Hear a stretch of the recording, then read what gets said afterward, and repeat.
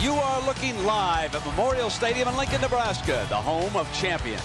But in Huskerland, the natives are restless.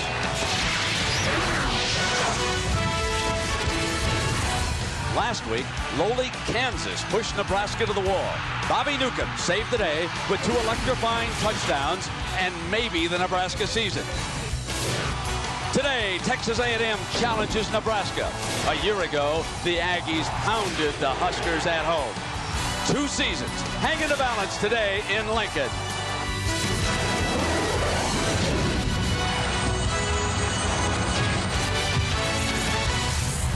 On an upset Saturday, here come the Cornhuskers.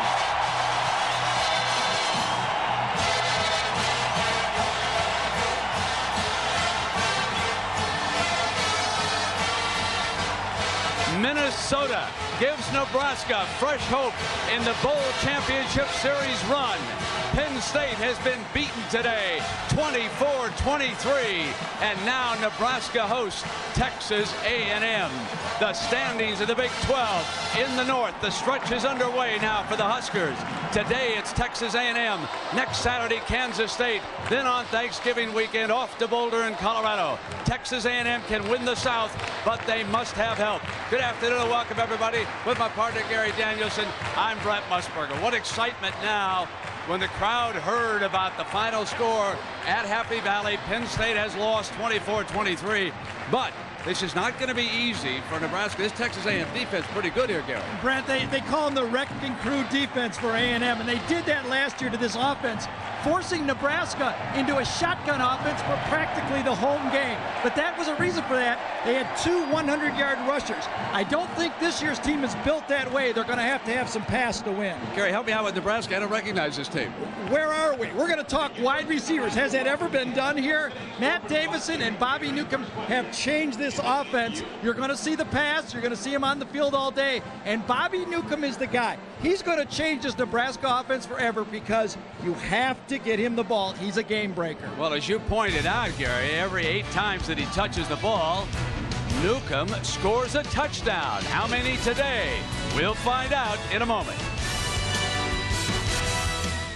Score has been put up on the board here. The Memorial Stadium has gone wild. It's been very loud. How about for the Texas A&M team, Coach? What is the noise going to do to your team? Well, we're used to playing in big ball games and noise. That's part of football. It's an exciting atmosphere to play in. We won't worry about the noise. We'll worry about those guys out there on the field. Good luck today. Thank you. Brent? Thank you very much, Jack Harut. Folks, it's November in Lincoln, and it is beautiful. One of the nicest November Saturdays I've ever experienced here. Stella on the right, Walker on the left. Texas A&M winning the clip, and they have elected to take the ball to start the second half. And there, our weather and forecast clear and sunny. So if you want a winter vacation, drop on by Lincoln, Nebraska.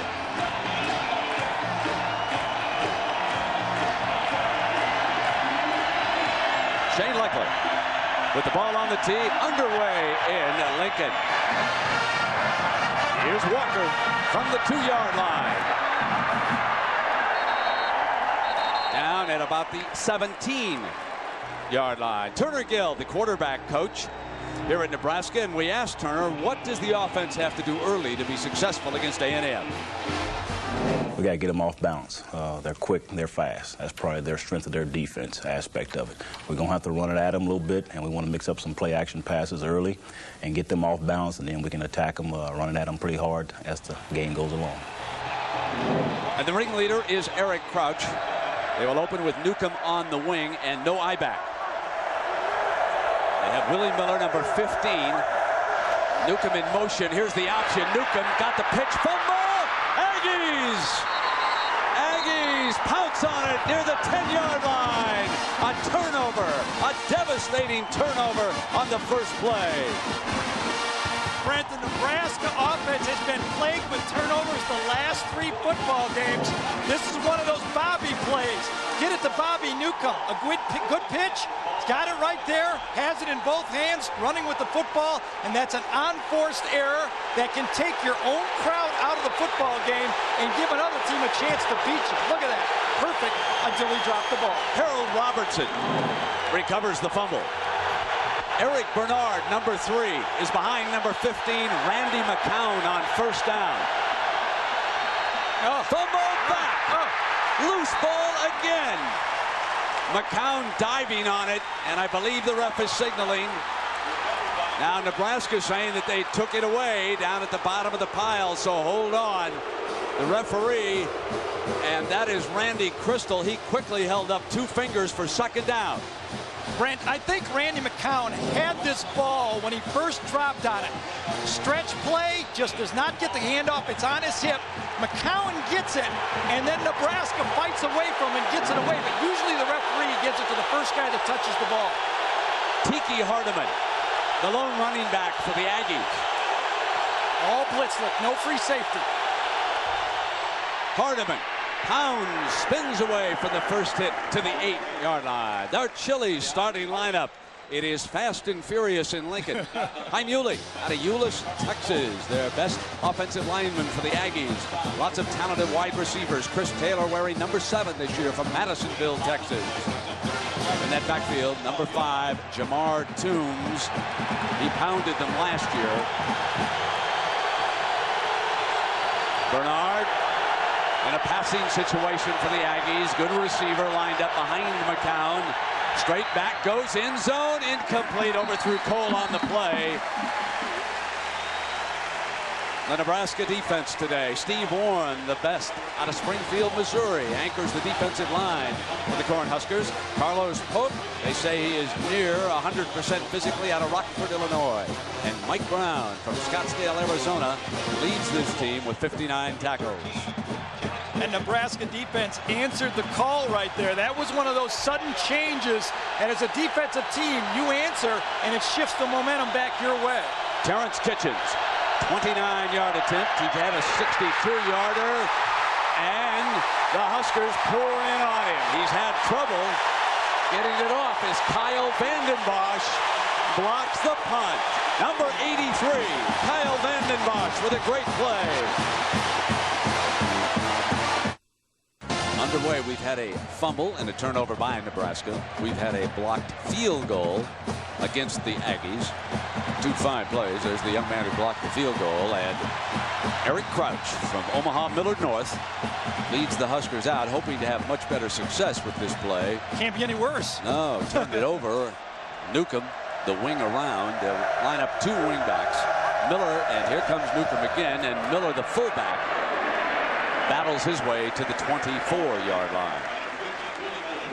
One more look at the block. Vandenbosch comes right up the middle. Vandenbosch goes about 6'4". And you know, Brent, Charlie McBride told us he's finally healthy. Had a leg injury, and you can see right there as he jumps. Kitchens might have kicked it low. He's had 5 blocked this year. That's his 6th. And Nebraska comes right up the gut. There it is, 6 field goals blocked in the year. That was a tough one for him right there, that close to the field. Freshman receiver Wilson Thomas joins Matt Davidson as the wideouts. Miller again near the 30-yard line in our Chili's starting lineup for the Cornhusker offense today. Russ Hochstein has been their best offensive lineman this year. Wide receivers, Gary told you they've opened it up. Matt Davison in for every offensive snap last week against Kansas. Danny Alexander will play both I-back and fullback. Interestingly enough, the Huskers opened today without an I-back as they used the fullback, Willie Miller. Brent, also Nebraska going with 2 wingbacks in here tight. Crouch, step for the first down.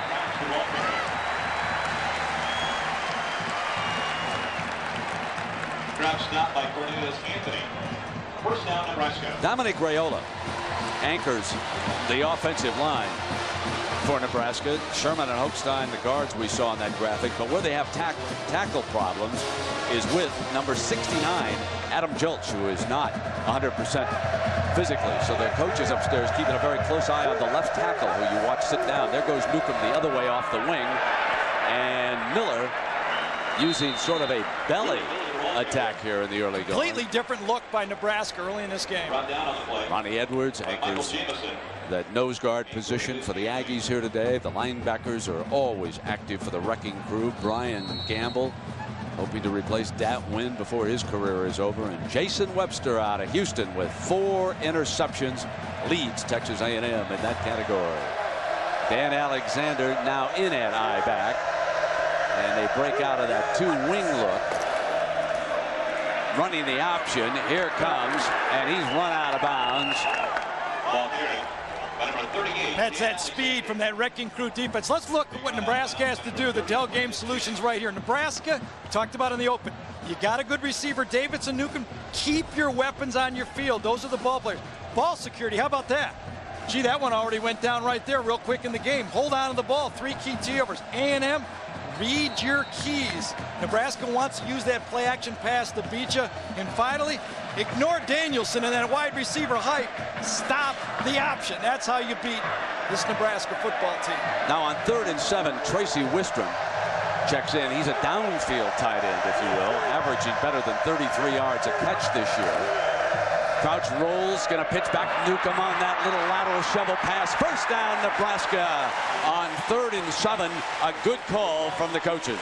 Frank Solich told us yesterday he calls them the Bobby package. We saw it on first down. This is a whole different look with Bobby Newcomb going into the wingback spot, almost like Johnny Rodgers, a la Johnny. This is the pass, the shovel pass, crouch out wide, give the ball to your playmakers. That's what I think Bobby Newcomb's going to go to do this offense the rest of this year and into this 2000 season. Ball on the Nebraska 41-yard line.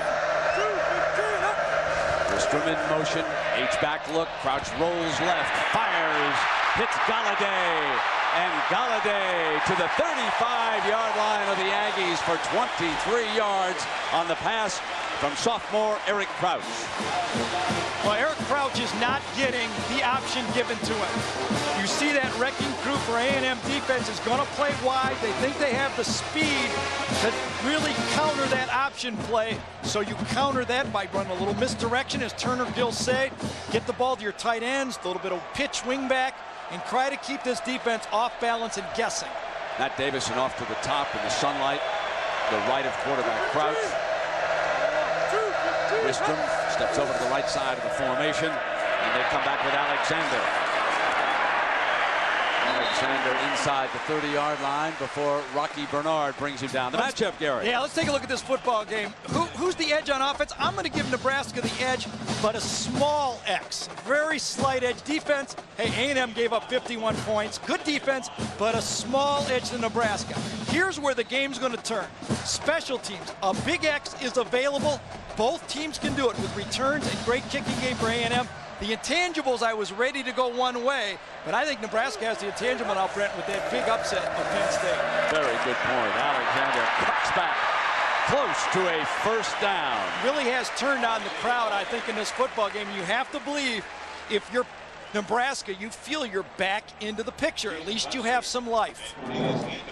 Inside running game, that offensive line has been questioned. People say it's not quite as good. I'm sure Frank Solich has challenged these guys and said, we have to make the ball go between the tackles. They don't have great speed at tailback, so they need to run the ball up the gut with their tailback. 10th play of the drive, 3rd short, and Crouch picks up another first down for the Cornhuskers. Well, the young man has rushed for 399 yards for a 4.2 average, but a couple weeks ago against Texas, he was playing catch-up down the stretch.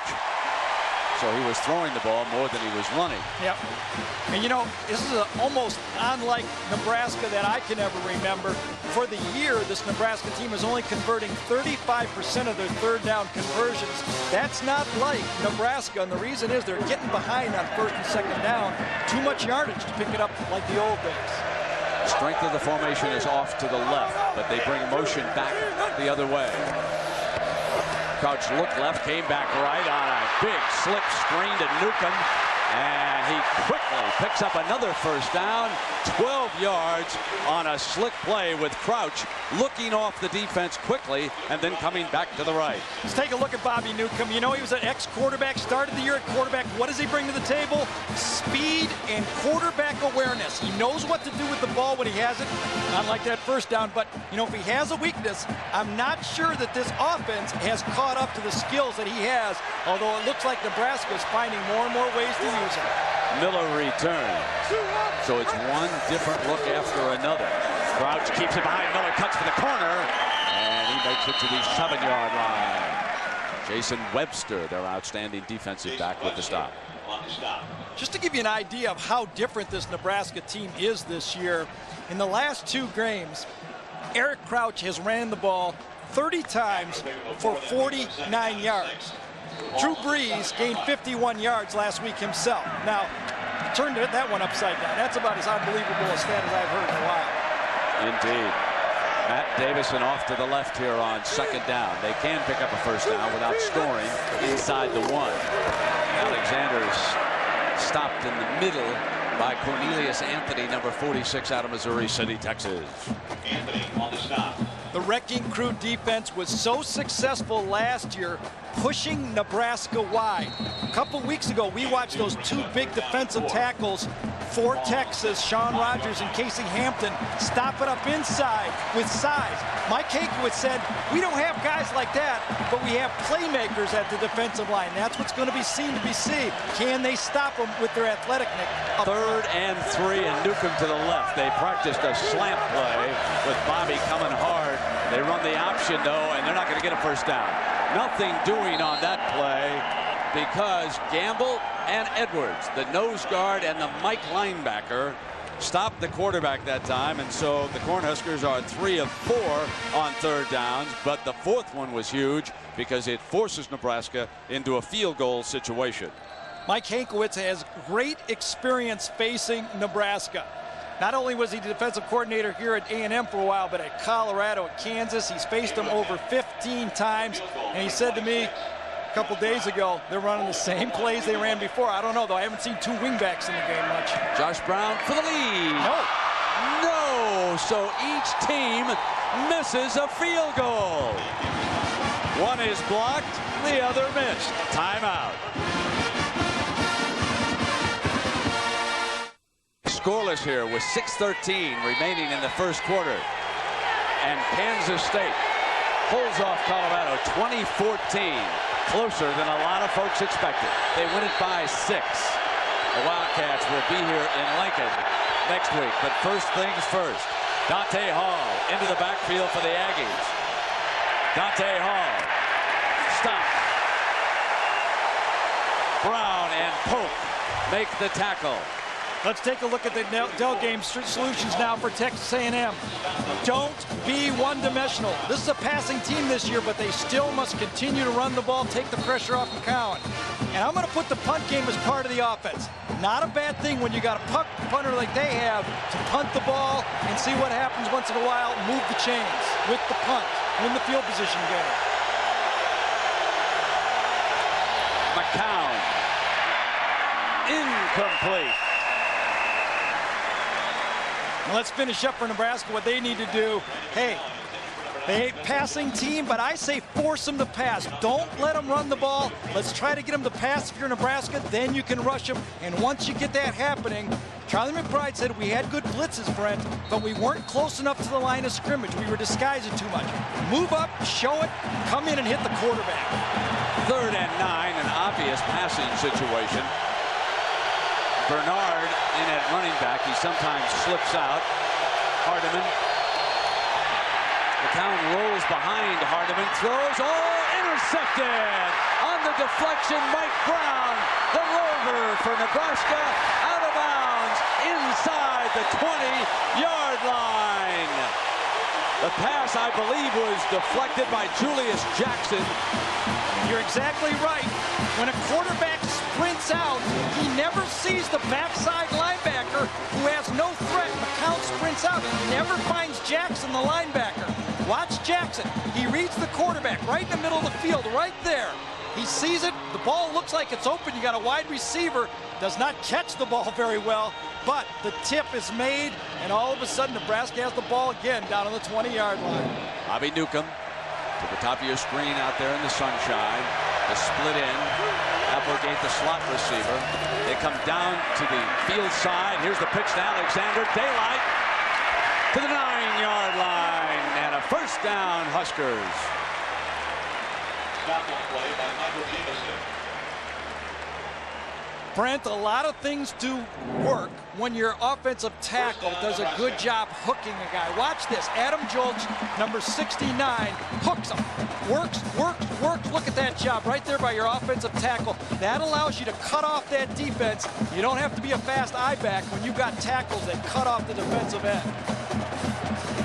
Schultz did not practice Tuesday. Was a bit nicked, but looks like he's okay to me now. 1st and goal for Nebraska. Play fake, Crouch to throw on 1st down, deflected, incomplete. That ball was deflected by Michael Jamison, the junior strong safety from Killeen, Texas. Michael Jamison read his keys. He knew Tracy Wistrom likes to come out and run those play-action passes. He had him eyed up the whole way, cut in front of it, and should have intercepted that ball. First miss by Crouch, 3 of 4 for 44 yards. 2nd down and goal from the 9. A&M is on their game plan. They're just getting blocked a bit by a little bit of different look. Here's that look again. 2 wingbacks, 4 wide receivers in the game. Wilson Thomas, the freshman wide receiver. Newcomb goes in motion. Miller, and the ball's loose. And the Aggies recover. A fumble and the 3rd big mistake for Nebraska in the early going. The 2nd turnover of this game, and Harold Robertson, the sophomore out of Dallas Lincoln High School, recovers his 2nd fumble of the day. Brent, 2 turnovers inside red territory cost them against Texas for Nebraska. Last week against Kansas they had one, and today they had a turnover early and then another turnover inside the red territory. That is very disheartening to a football team when that happens, when you have an opportunity to put points on the board. R.C. Slocum's offense backed up to their own 8-yard line. The crowd buzzing in Lincoln. Toombs in for the first time, and he pounds to the 12-yard line. Stopped by Eric Johnson. Stopped on the play by Eric Johnson.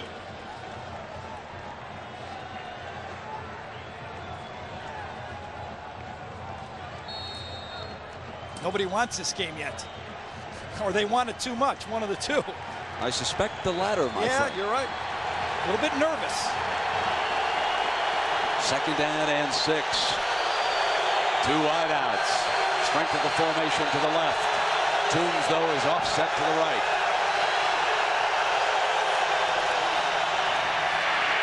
Nothing doing because of a great defensive play by middle linebacker Carlos Polk, the junior from Rockford, Illinois. An ABC Sports presentation of college football brought to you by Chrysler, giving you back the romance of driving. Dell Computer, pioneering direct internet ideas for your business. Be direct, Dell. Morgan Stanley, Dean Witter, we measure success one investor at a time. Dr. Pepper and your local Dr. Pepper bottler. Dr. Pepper, this is the taste. This is one of those plays with your A&M. Not a bad thing to punt the ball. Be very conservative on this play call. Need 8 yards. 3rd down for McCown. Fullback blocks, got time, throws it complete. Beautiful pass out to the 24-yard line, and an Aggie 1st down, 14 yards to Bethel Johnson, who returns from an injury, and the sophomore contributes immediately. Bethel Johnson, a speed guy to the outside, 2nd leading receiver. You're right, just coming back. He's a go-to guy, obviously, and that comeback to the outside was perfectly thrown by Randy McCown that time. Randy, and I saw him last year, Ben, has really improved his throwing and accuracy as a quarterback. And the Aggies, as a result, have been putting it up more. Let's see what they do here on 1st down. Toombs to the left, and on 1st down, they'll run away with Bernard. Nothing much doing, but you know they're going to be passing on this next down, and we had a chance to ask McCown, why are you throwing the ball more this year? I think we're more efficient in the passing game, and that started, you know, as soon as we got, you know, back home from the Sugar Bowl last year. Coach Slocum came to me and said that we need to be more effective in our passing game. Yeah, last year they went in, the Sugar Bowl played Ohio State, and they found out those 8- and 9-man fronts are too tough to run the ball against. You have to at least have the threat of the passing game.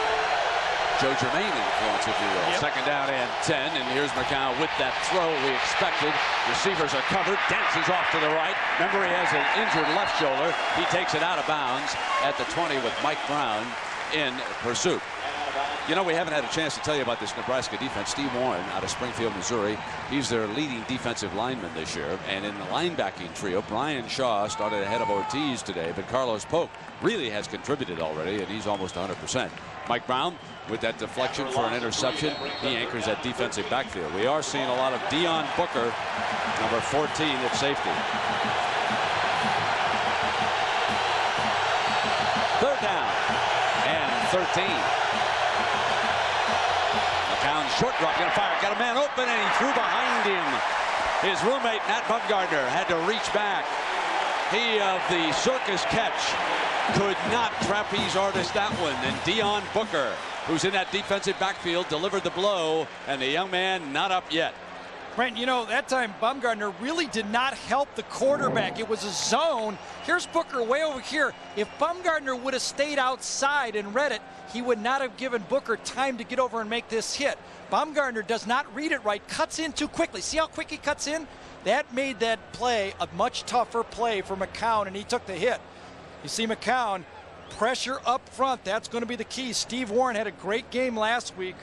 2 sacks and a quarterback pressure, and he continues to play good football at the nose tackle position. So Bumgardner's still down, and the one thing that A&M cannot afford is for that left shoulder of McCown to be shaken up. Hey, let's take it as a prime. Let's take a break. Bumgardner's up. He's okay. Timeout.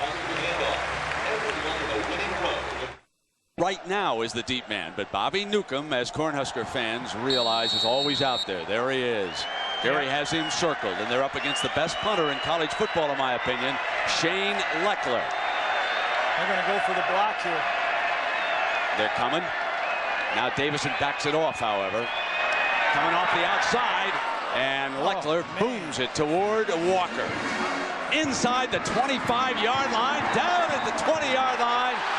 Rolls back, he is down. They mark it at the 22. This is for exercise, ladies and gentlemen. This is simply for fun. Jason Webster with punt coverage that was fabulous. Let's hope his knee touched, because he got it spin. This is not the NFL, my friend. Doesn't matter. Look at these mistakes of Nebraska. On the first play, Newcomb. Then they hit the upright. And then Willie Miller on an easy handoff inside. 3 big misses for Nebraska. 2 fumbles already, a missed field goal, and 0 for 2 in the red zone. That is not good when you're trying to reestablish your offense. A hard-hitting football game, and the Aggie band is here, but not the Aggie mascot. And folks, I miss Reveille. I've been told that Reveille is watching this game on TV. Reveille, sit there, enjoy it. I hope they give you another bone, my friend. It is unbelievable that you're not here with the Aggies. Back goes Crouch. Pocket forms downfield. Newcomb going. No! He underthrew him, and that allowed Cedric Curry to knock the ball away. Can't be interference on a ball that was that badly underthrown. Yeah, and you know why Eric Crouch underthrew it? He waited too long. 1, 2, 3, 4, 5. Set up, throw the ball. You got a speed guy like Bobby Newcomb like that, he'll just outrun the ball. You literally can't throw it far enough. Cedric Curry does a good job on that deep ball, but Eric Crouch made the mistake by waiting way too long, maybe almost a half second too long. Cedric might have intercepted it. You take the second look. Second down and 10. Crouch off to the right. Here's Alexander, the pitch man, for not much doing. You know, this is a nice-looking new field. Jack Arute, I think this is a spectacular field that we're looking down on here, my friend. Well, Brent, it's called field turf. It looks like grass, feels like grass, but actually it's artificial. It's a combination of silicate and 28,000 tires that have been ground up. Now, Texas A&M has never played here. They, in fact, had never seen this before. So the equipment men called the other teams that played here and said, what shoes should we bring? They brought the molded spikes for most of their team. Third down and 10, Jack. Buckhalter in from the shotgun, fires it incomplete, and it's 3 and out for Nebraska. I think I wonder, can we get this installed in our backyard? That would be nice. Huh? Looks like you can get some wedges off this real nice. Yeah. You know what? I think a lot of, if you're talking about the turf, a lot of teams are going to look this up north and say, is it safe, is it soft, and is it durable? Because a lot of those teams that are lowering their fields are having problems, a la Michigan and soon Ohio State, that are going to lower their field 14 feet. So how about this? The Aggies sent 2 deep men. Chris Taylor and Jason Webster. What's good for the goose is good for the gander. Haydenfeld. Here's Taylor, the wide receiver from the 41-yard line, dances back to the 45-yard line. Well, Joe Hamilton, one of our favorites from Georgia Tech. Let's check in with John Saunders and see how the young quarterback from the Ramblin' Wreck is doing. John? Brent, the young quarterback here on this. The rest of the ACC is happy he's not a young quarterback anymore. They want him out of there. Here's McCown handing it off. Toombs runs into the middle of that line. You know, one of the things surprises me about the Aggies, Gary. Let me ask you about this. I look over here at Toombs. He's gained only 340 yards, a 4.4 average, and 4. I thought the youngster from Kilgore, Texas, would break out this year. Brent, it's what you emphasize as a team. This year, the call of this team is to throw the ball. 7 out of 8 games, A&M has passed for more than they run. No running back has carried the ball more than 10 times in a game. Not off to a good start here. 8 carries from scrimmage for only 1 yard. So McCown going to put it back up and in trouble. Dances away. Fumble! And a save.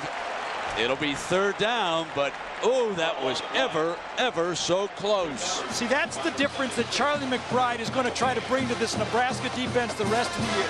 Hey, let's not disguise these blitzes and get there a half step late. Let's get there a half step early and move up and blitz. That time, Mike Brown was the one who came around and poked the ball for McCown. McCown is a good thrower, but he's not one of those game breakers if he gets out of the pocket. I don't think there's any fear in Nebraska, and Randy McCown's going to beat him with his legs. Left tackle Michael Mahan, the redshirt freshman out of Homer, Louisiana, saved the day on that. We come to the end of the first quarter.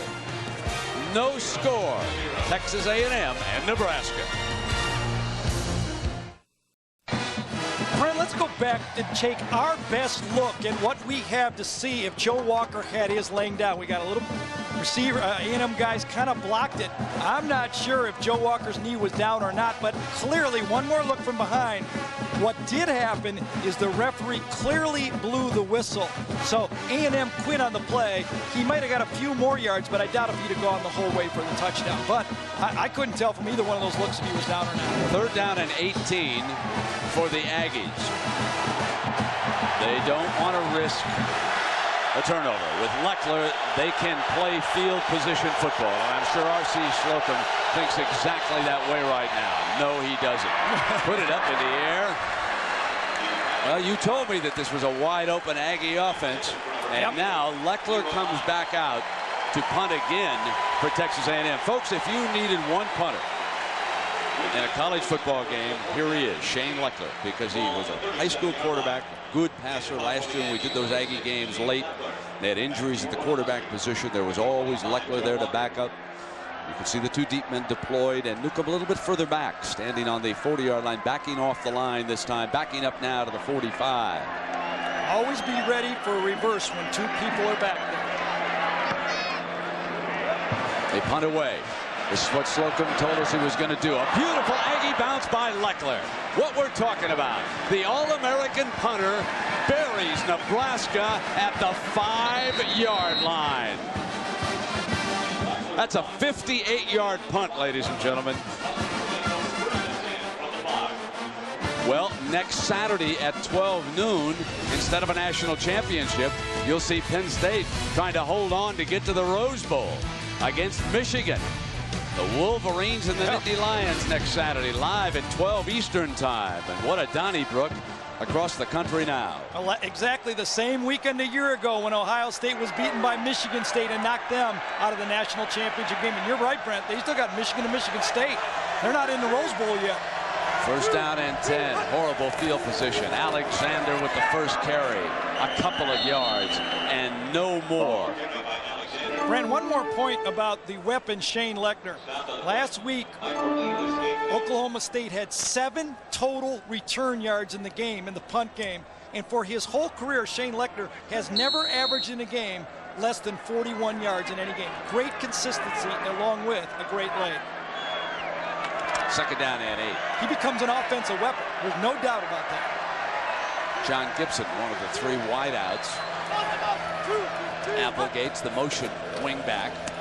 deflected at the line. It'll be 3rd down and 8 coming up as Lonnie Madison, number 97 from the Woodlands outside of Houston, knocks it away. On a gorgeous Saturday afternoon, Texas A&M and Nebraska, a Big 12 matchup, and it is scoreless with 14 minutes to go here in the first half. And in case you just joined us, the stunner of the day, Minnesota goes into Happy Valley and beats Penn State 24-23 on a last-second field goal after a deflected pass set it up for the game winner. The best deflected pass I've seen since Matt Davison caught that one for the Huskers in Columbia, Missouri. 3rd down and 8. Handed off. Buckholzer pulling a defender with him out to the 11 and short of a first down. Royland Bradley, Jr., makes the stop. Nebraska's defense gets credit as a great rush defense, and they truly are. But you know, this A&M Wrecking Crew defense does not have to take a back seat in rush defense. They're only giving up 90 yards a game also. And so far, Nebraska, outside of the option play, is having no success running the ball. This is 2 consecutive 3-and-outs for Nebraska. And Haydenfeld goes back to the Cornhusker end zone. Chris Taylor will try to give the Aggies outstanding field position. Booms it from the 33. Beats the gunner. Slides to the left. And he'll be out of bounds at the 44-yard line. When you come back, the Aggies will be 56 yards away from pay dirt. Timeout. Suffered a concussion last week against Kansas. He's back at safety. Deion Booker over on the Nebraska sideline. 1st down and 10 for Randy McCown and the Aggies.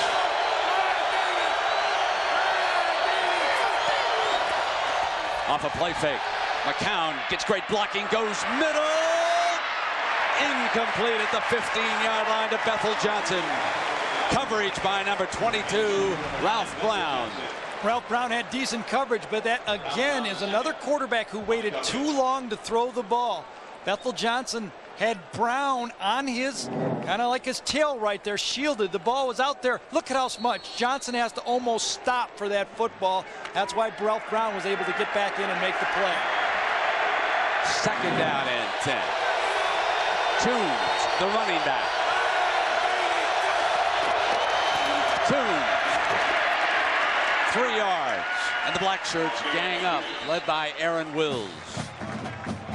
So this Nebraska defense against the Aggie offense, and the Aggies, as Gary pointed out, have had trouble running the ball this year, and they're being shut down pretty good.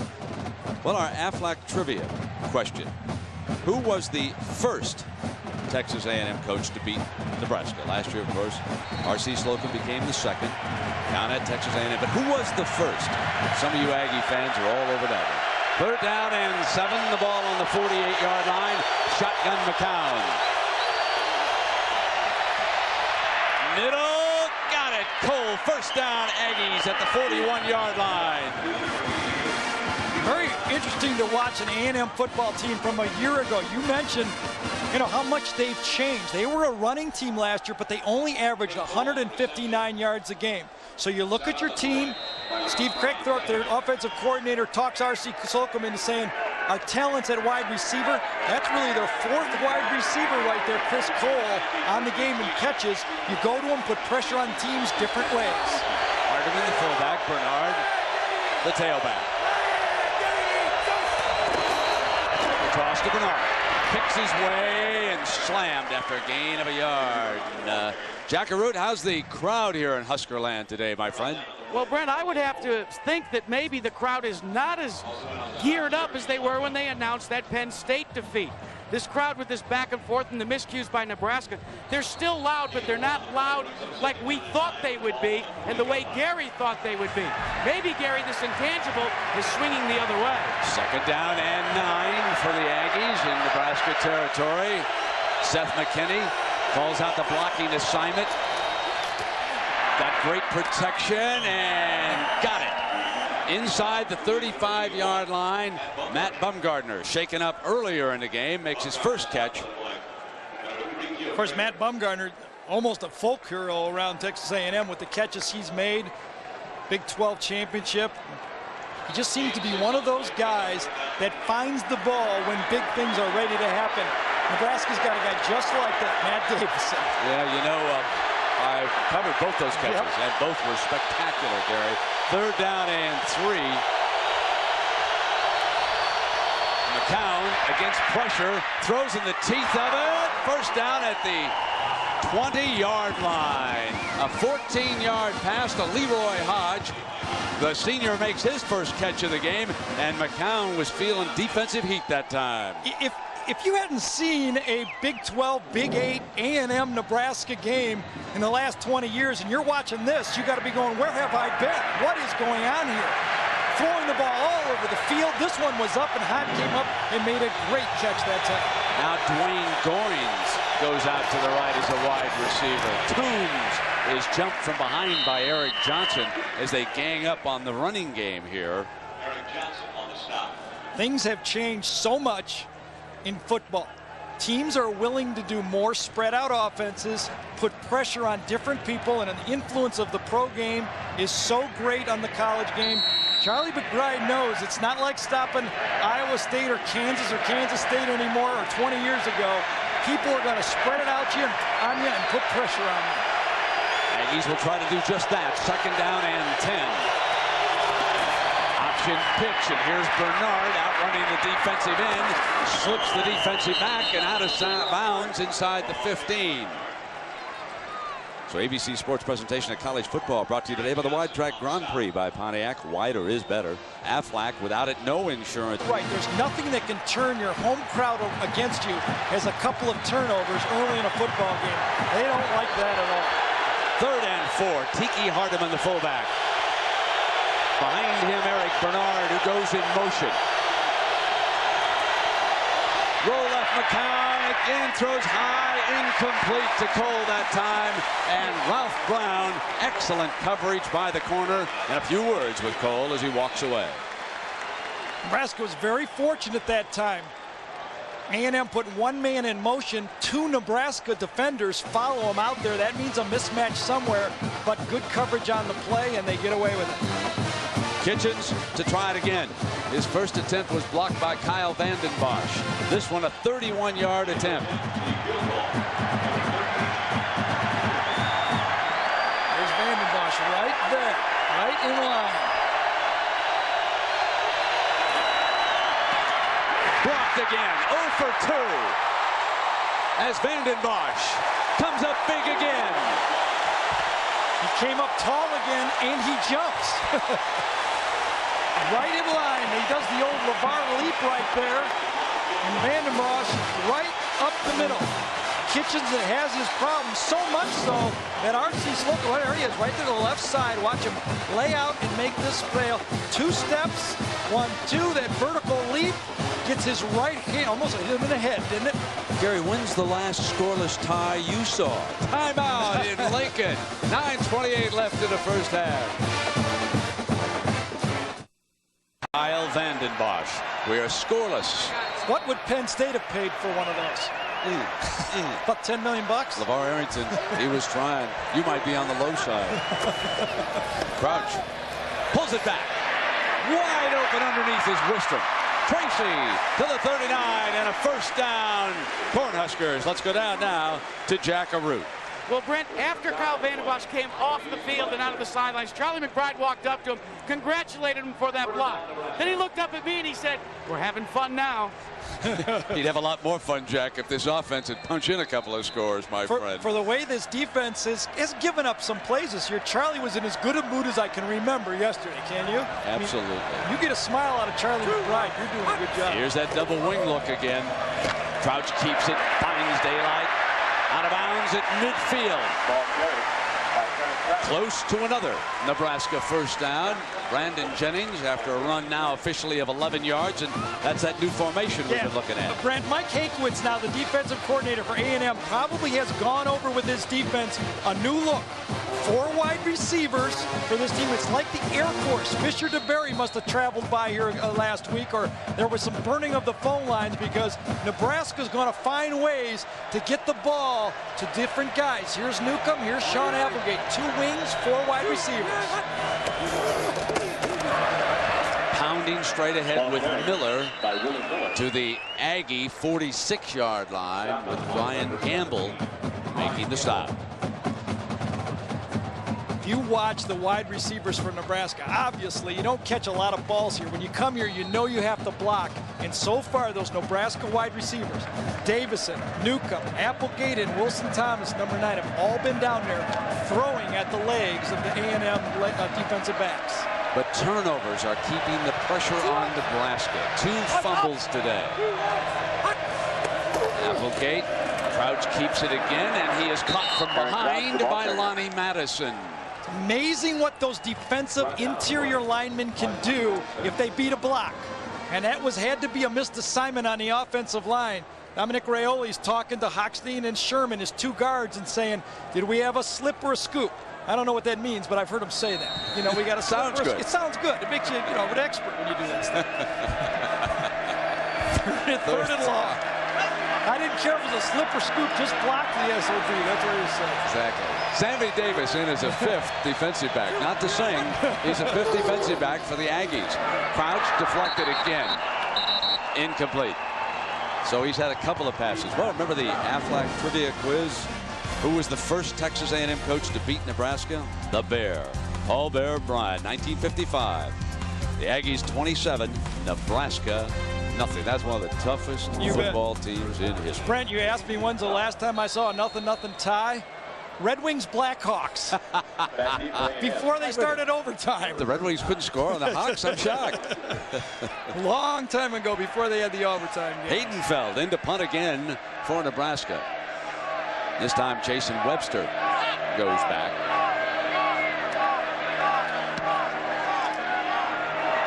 Webster going to let this one go and hope it goes in the end zone, and it's not. This time it's going to be the Cornhuskers who will count it.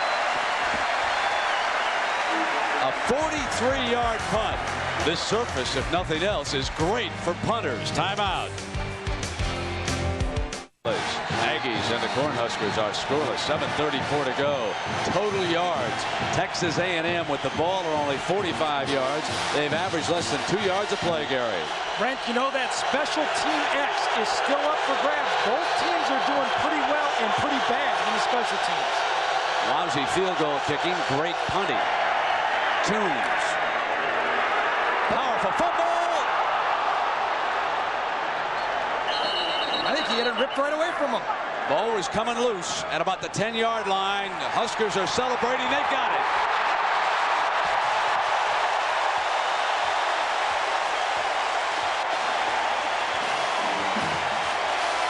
Jamar Toombs, the big fullback that time, fighting for yards. You're right, Brent. You know the offense said, hey, we're not gaining any yards.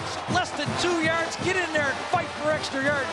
Mike Brown makes the tackle and rips it loose at the same time. And that's the turnovers that this black shirt defense that Charlie McBride was looking for. Jason Lohr, who wasn't expected to play today, recovered that fumble. First down and 10. Buckhalter, he battles his way to the 6. Now, the one thing Buckhalter's going to do is hang on to the football. Do you remember that play in Austin, Texas, when he was reaching for the goal line and he turned it over?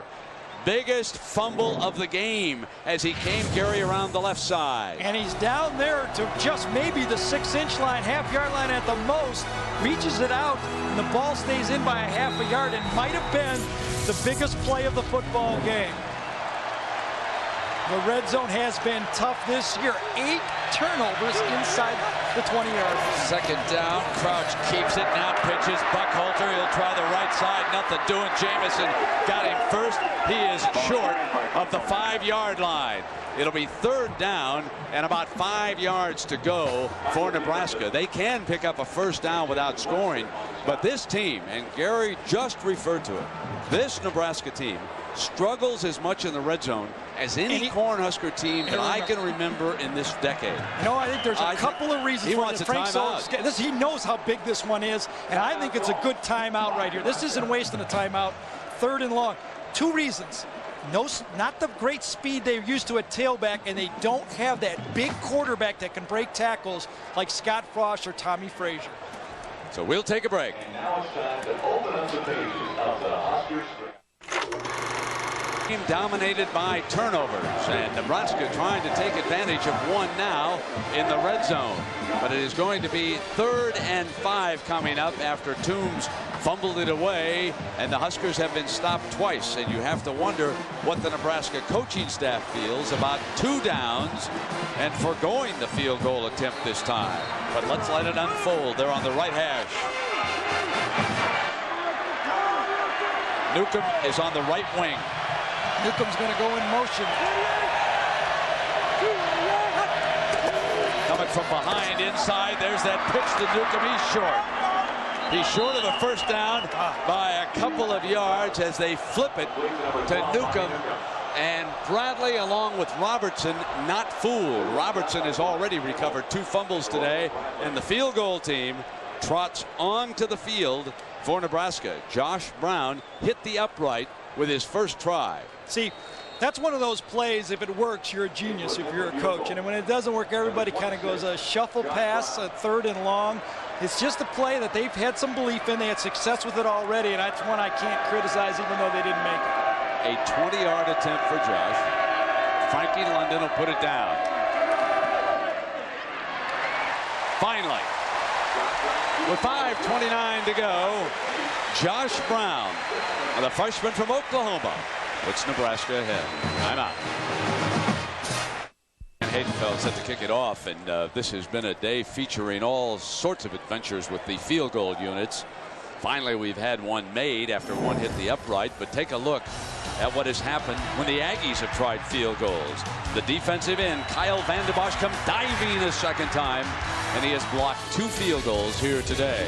But Nebraska leads it by 3 with 5:29 to go in the first half. And of course, A&M had their shot. I mean, Nebraska had their shot at one off the goalpost already, and finally they make it 1 for 4, and they haven't been long ones. Chip shots. Bethel Johnson, driven to the end zone.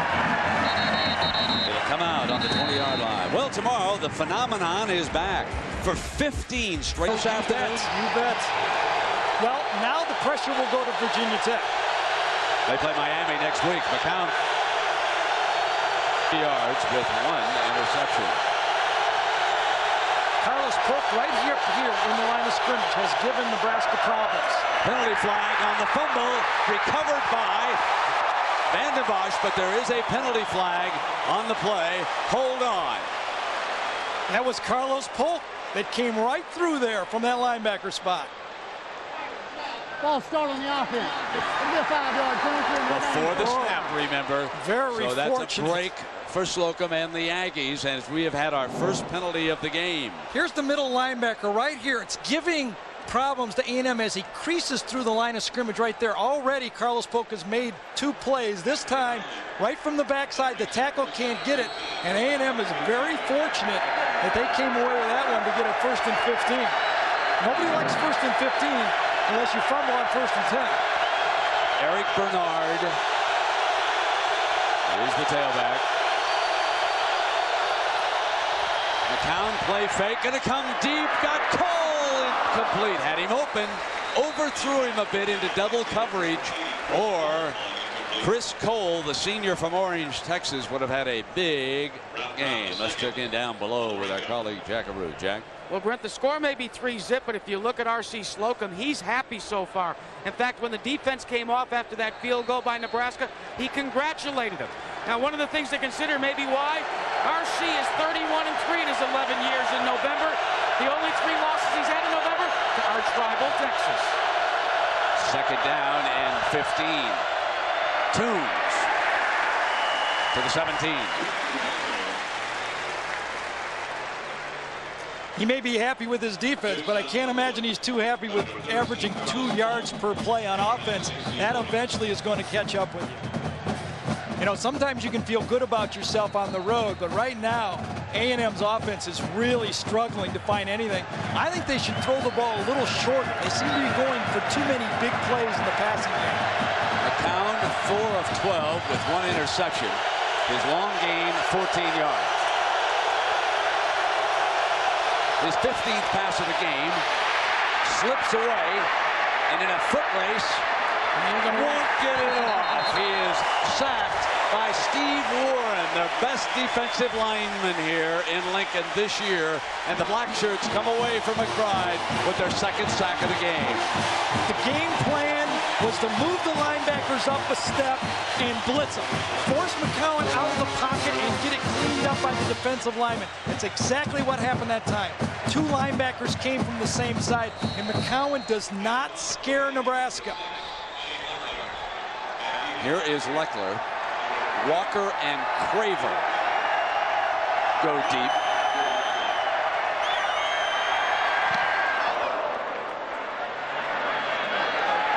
Walker from the 33, nowhere, as he is thrown down to the ground by Jason Webster, who is fierce on Great punt game coverage. he's having. Great game.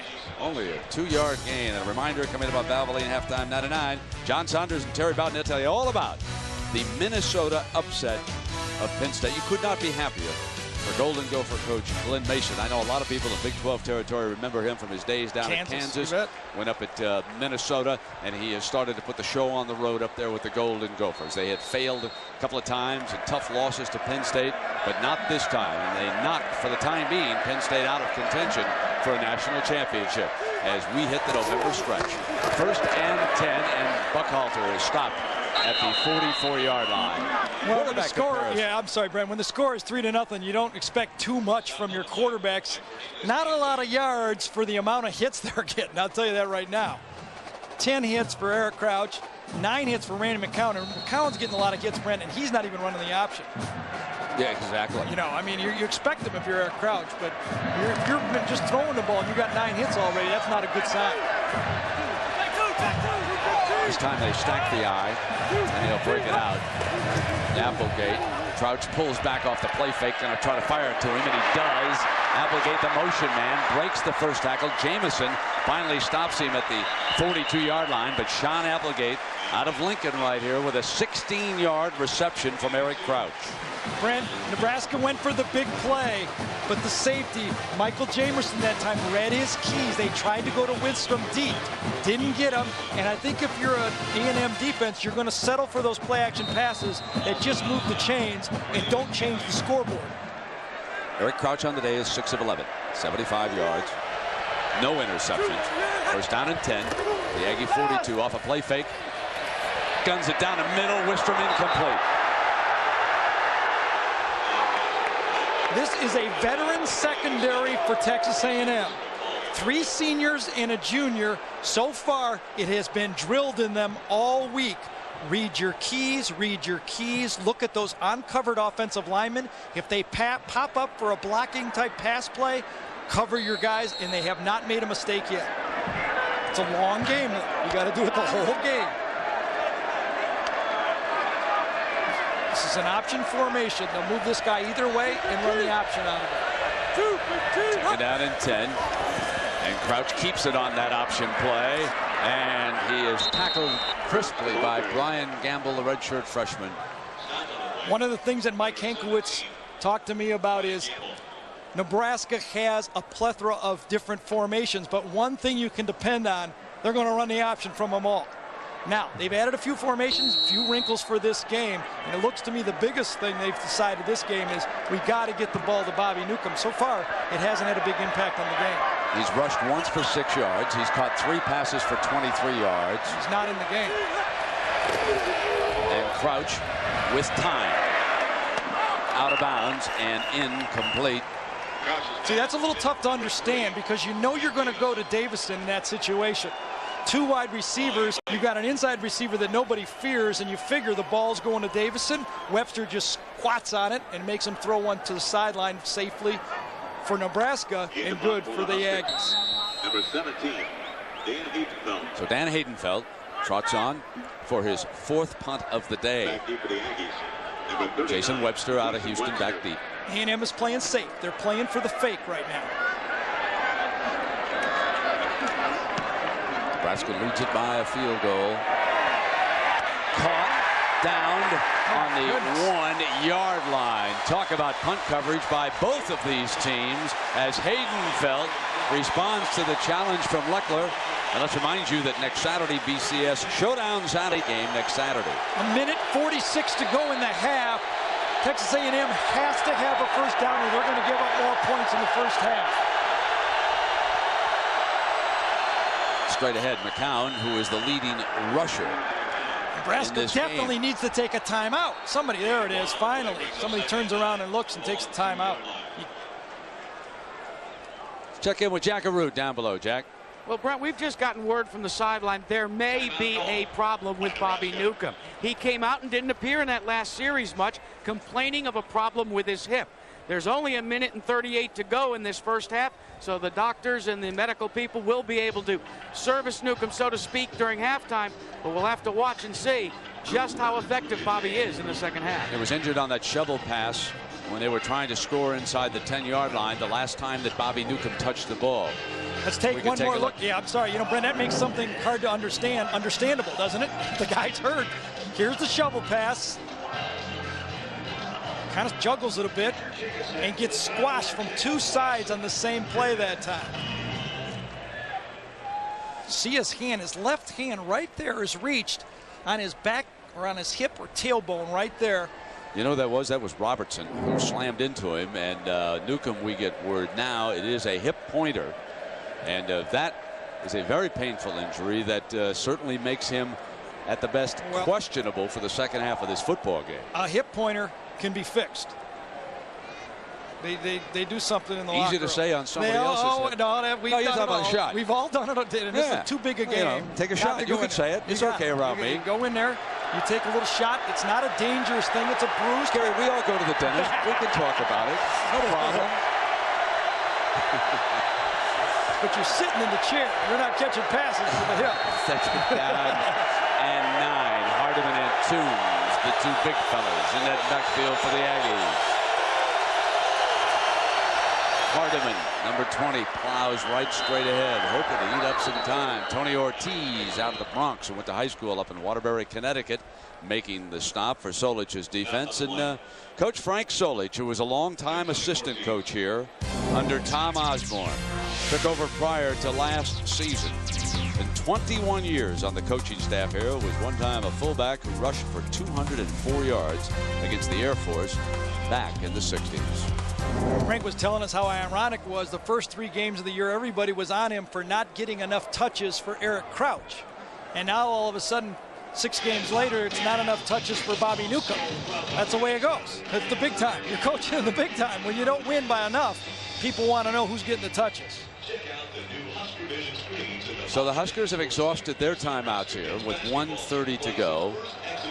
Third down and 8. You would not expect McCown to attempt a pass in this situation the way the Aggies have been pounding away. But on the other hand, I don't recognize the Texas A&M offense much anyway. Well, that's so right. We'll let it unfold. When you run the ball in the first half 18 times for 9 yards, and you know how important a first down is, I think the time of 1:31 is inconsequential. You need the first down more than you need to save 40 seconds. Time will not be a factor for Nebraska. I think you call the play you think you can get a first down for. So Ortiz and his black-shirted friends get ready. They're going to throw it out of the end zone. He's going to overthrow. He's intercepted at the 41-yard line by Mike Brown. They're over. And Brown brings it back inside the 20. You got to wonder about that call from your own end zone with 1:30 to go. What I wonder about where the ball was thrown. They needed to throw the ball for a first down, not down the field. The odds of completing this ball are so low. Now, you might not think you're going to get it intercepted, but come on. The chances, you need a first down, not a touchdown. There's the free safety. Comes over and makes an easy interception. That's easier than a punt. That is the 3rd turnover of the game. 2 interceptions and 1 fumble. And the Huskers without timeouts. 1:19 to go here in the first half. Inside the 20. Crouch to the sideline. Hits Davison out of bounds at the 12-yard line. Stops the clock right now with 1:14 to go. Remember a year ago in the 2-minute offense, Nebraska fell behind 21-7, came back in that shotgun offense. Looks like they're in a semi-hurry up here now. The receivers are out wide, a little sugar huddle inside, and then he'll give a call to the wide receivers with hand signals. Second down and 4. The Huskers spread the field with 4 wideouts. Crouch in trouble. Down at the 15-yard line because Cedric Curry saw that the quarterback was unprotected, and he was all over him that time. The clock, remember, cannot be stopped by Nebraska. So we're inside of a minute here on 3rd down. That staff has to think about a field goal. Crouch throwing it, fires it incomplete. That does stop the clock for 4th down, and they do at least get a field goal attempt coming up inside of 1 minute after that turnover. Second down call again was the shuffle pass. It has not been good to him. Worked the first time, but the last 2 times, Frank Solich got nothing out of it. Josh Brown has hit an upright and kicked a field goal here today. This will be a 31-yard attempt. London is the holder.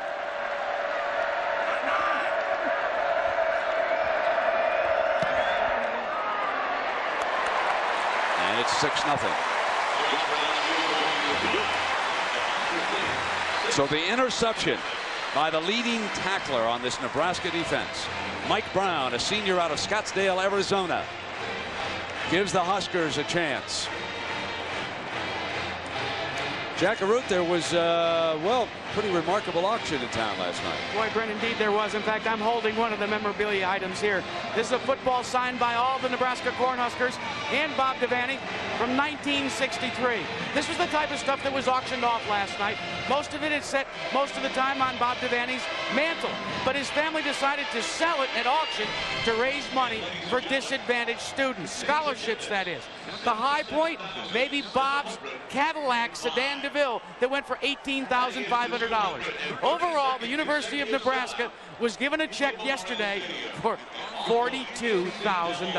Now the fellow that bought that red Cadillac, Jack, says he's going to drive it to every Cornhusker game. How come Jack didn't sit there down there with the Cadillac? He's got the football.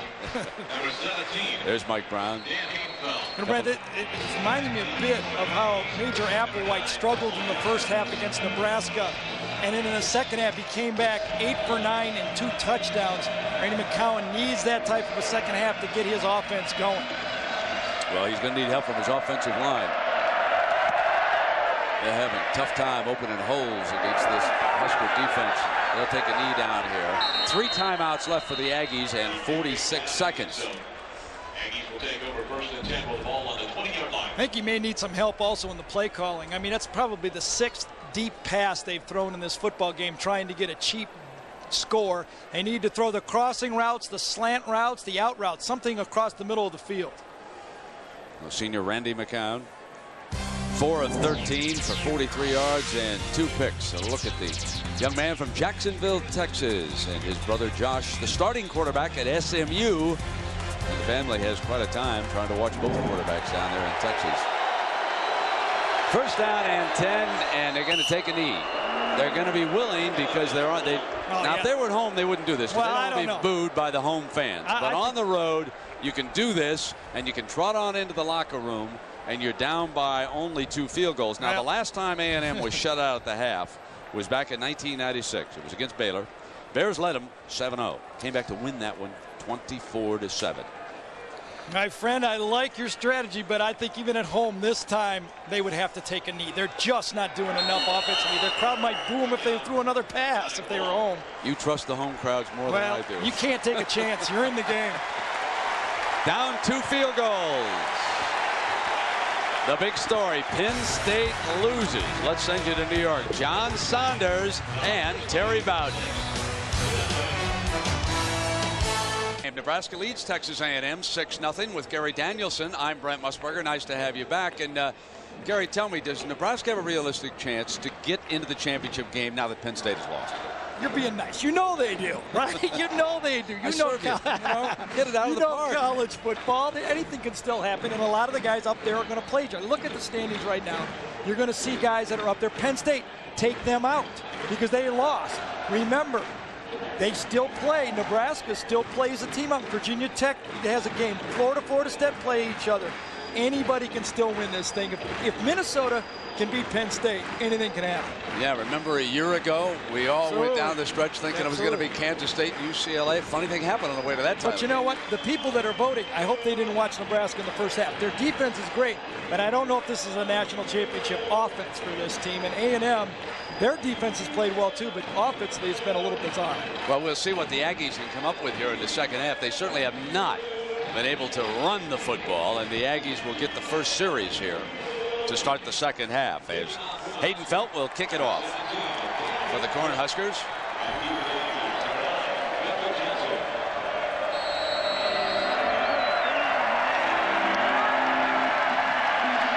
Bethel Johnson, the deep man for the Aggies. And for Randy McCown, he almost has to think back to his first start ever when he went 2 for 8 in 1997, 4 sacks and 2 fumbles in the first half. He has to turn it around. Johnson coming out. Middle return to the 22, and we check in with Jack Everett on what the coaches said. Jack? Well, Brett, first let's update you on Bobby Newcomb. Gary, you were right. He got administered to during halftime. He will play in the second half. Now, Frank Solich says everything's okay except for special teams. He said right there it's kind of a mixed bag from my perspective. R.C. Slocum, on the other hand, did not want to let go of the fact that they have yet to have a big play offensively. He says that's what we need to get back in this game. Mike Brown back there at safety along with Dion Booker for the Huskers. Couldn't disagree more. A&M needs little plays, not big plays. First down and 10. And they hand it off to Joe Weber. So Joe Weber winds up with an assignment here against Nebraska. Our Morgan Stanley Dean Witter first half stats. Folks, look at the total yards for the Aggies there. Only 46, 3 turnovers resulting in those 2 field goals. And that's where we stand. Don't need to circle much on that one, do we? No, sure. It kind of talks by itself. Hardiman in with Weber. Dante Hall apparently re-injured himself in the first half. Well, you talk about this Nebraska defense. They're always good, and they're up there again this year. They may not have the type of player that makes the huge play, but as a group, I think all 11 of them fit together well. They have a very good secondary. I think the only difference in this defense, they don't have the difference maker at rush end. Although Vandenborg's done a pretty good job today blocking field goals. I would say. Third down and 1. And they pound Hardiman behind the right side. High Muley, their outstanding right guard over there, number 62, leading the way. It's Solich's defense. Brent, if there is some hope for the Aggies, they should just look back to a week ago. Against Oklahoma State, the Aggies rushed for just 19 yards in the first half and came back for 133 in the second half. I don't think they'll be able to rush for 133 against this defense, but there is hope that they can turn it around. I think they have to continue to go to the short passing game. They have to move the chains. I said continue. Start going to the short passing game. Well, they move it with the power running game that time. So a first down for R.C. Slocum and the Aggies, and that is only their 4th first down of this game. Now they're on their own 33. McCown repositioning.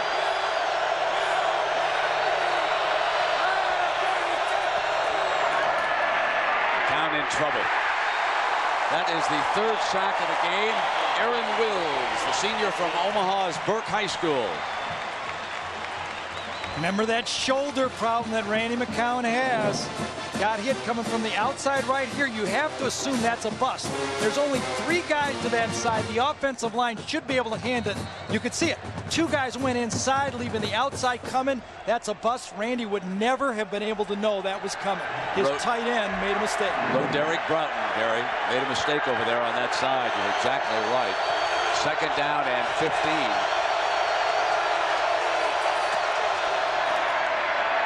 Play fake, McCown in trouble and down at the 26-yard line. The 4th sack of the game. And that one by Eric Johnson, the senior linebacker from Phoenix's Alhambra High School. One of the problems Randy McCowan is having is he's turning his head as he goes back. Watch his head. He turns around and looks back. It's really not a play-action pass. For him to, again, refocus downfield, he doesn't know where those linebackers went. He's getting a bit confused. A&F would be better off just dropping him straight back into the pocket. We've heard this before. 3rd and 17 for the Aggies. Blitz in trouble, gets it off and almost picked off. Brown was on the run as a heavy blitz by Carlos Polk up the middle, but there is a penalty flag thrown back by the 10. Did Polk plow into him? He did. I'm not sure if they're calling it intentional grounding or roughing the passer. Got to be honest with you. Looks like intentional grounding. That's a tough one. You got a linebacker in your chin, and you're called for intentional grounding when you throw the ball inside the numbers. I haven't seen that happen much. Carlos Polk from that middle linebacker spot is continuing to wreak havoc in this football game. He is healthy now. There's no flag on the play. There was a receiver in the general area. 4th down. I agree with the call. That was a weak intentional ground. Here's Polk right here. He'll probably go around. I didn't see it. But number 13, the middle linebacker. Yep, one of those little stunts. The offensive line misses it, and there's the throw. I think that's close enough. He quit on the ball. At least it was in the general direction. You can't call that intentional grounding. You're quiet. You think it might have been?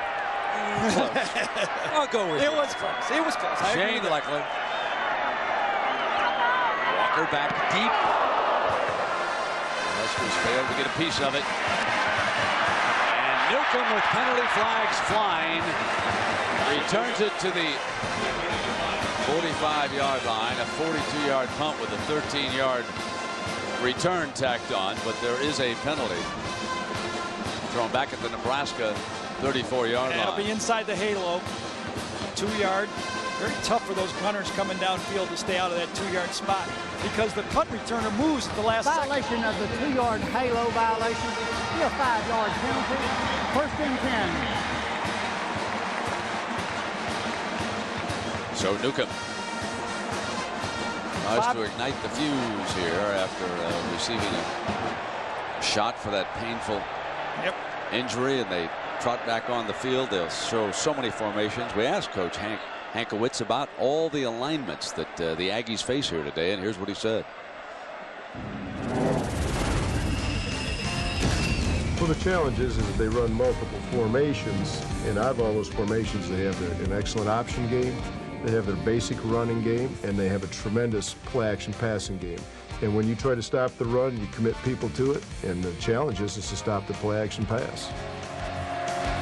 Brent, we kind of handcuffed Coach Hankowitz. We gave him a small board. There's more formations yet. Give him a big board, there'd have been more there. It was just for the one series as Alexander breaks for 8 yards. Well, the Heisman Trophy race. A lot of folks think it's down to these 3 for the title, and here's how they're doing today. Joe Hamilton up at Virginia's 10-13, 1 touchdown and 1 pick. Drew Brees 15-27, no touchdowns and 1 interception. And Dane still pursuing Ricky Williams with the 77 yards in the first half. Right on target. Right on target. I think Drew Brees is in it personally. I think he's the 99 leader. 2000 leader. Second down, and the hand to Alexander, who battles trying to pick up that first down. Cornelius Anthony tackles him. Just get the feeling here now, Brent. 1 touchdown by Nebraska is going to open up the floodgates. It does not appear that the offensive line for A&M can handle that pressure in this football game. Nebraska takes care of the football and puts one across the goal line. They could have their way in this game pretty easily. Won't be easy against this wrecking crew. First down and 10 inside the 45. Alexander on the toss. Daylight. First down to the 30-yard line. Forcing the secondary to make the stop. Excellent blocking and a 14-yard gain. Remember, Turner Gill opened the game by saying we're going to run the misdirection and the option early, and in the second half, when we get them split out, we're going to run the power game right at them. Here comes the power game. The short toss running right at the defensive ends has worked so far in the second half. It's Rocky Bernard, their left defensive end out of Baytown, Texas. Shaken up on the play. And ABC Sports presentation of college football brought to you by Chevrolet Trucks, the most dependable, longest lasting truck. 6-0. Injured Rocky Bernard, who walked off under his own power. First down and 10 for Crouch and the Huskers. They come back with the eye back and bullying his way right straight ahead with a nice run is Dan Alexander for 16 more yards and a Nebraska first down. On a gorgeous November Saturday afternoon, the new press box there on the left-hand side of your screen. More than 77,000 here today. Nebraska, with 2 field goals, leads Texas A&M 6-0, and driving again with a first down just outside the 15-yard line. Here's Alexander. Penalty flag to the 11-yard line. Penalty flag on the play. Alexander brought down by Brandon Jennings. I think they got Dominic Raioli that time, the center, holding on that play. Actually, I thought he did a pretty good job. I did have him eyeballed the whole way. He had the nose tackle right on him, Ronnie Edwards, and he was working very hard to get around him and cut off him to that short side of the field. You know, Brent, there is maybe Where we play, first down. the finest line in football might be the difference between a good block and holding on the offensive line. I mean, you know, what is a good block and one is holding sometimes is very, very hard to determine.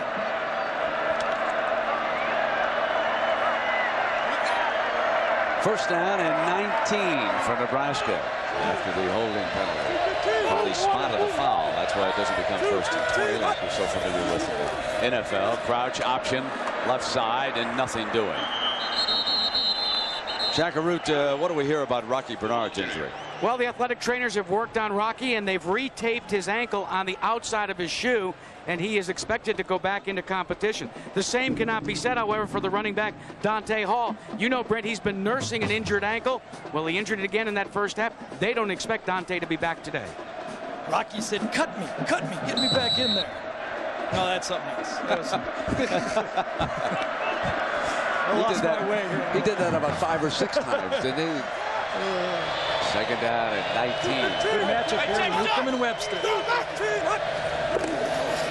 Play fake, Crouch rolls in that direction. Throws in underneath the coverage, and he comes back to one of his tight ends. That one, Aaron Galladay, the freshman from York, Nebraska. So we come down the stretch in the Big 12 Conference. Kansas State will be here next week, unbeaten. Texas leading Oklahoma State. Oklahoma over Missouri. Kansas comes up big against Baylor, lowly Baylor this year. And Texas Tech beats Iowa State 28-16. Not good news for A&M. They need Texas Tech to lose a game. Third down. They got to take care of business themselves, too, first. Here it is again. Nice matchup. Newcomb, bottom of your screen. Wants to come the screen to him. That was that middle screen, and A&M absolutely blew it up. Now I see a penalty flag flying, but Jason Webster jumped in there and just disrupted things. But the penalty flag was thrown by the back judge around the 13-yard line. He was coming in behind the play. Brent, you know, Russ Hochstein, number 55, the guard, did too good of a job blocking his guy. He blocked him right into the screen that time. We're going to pick that up. The pass was behind the line of scrimmage. Let's take a look at that, kind of those fire screen right here. Here's Newcomb, here's Hochstein. He's going to drive his guy right into where Newcomb's coming. Watch this.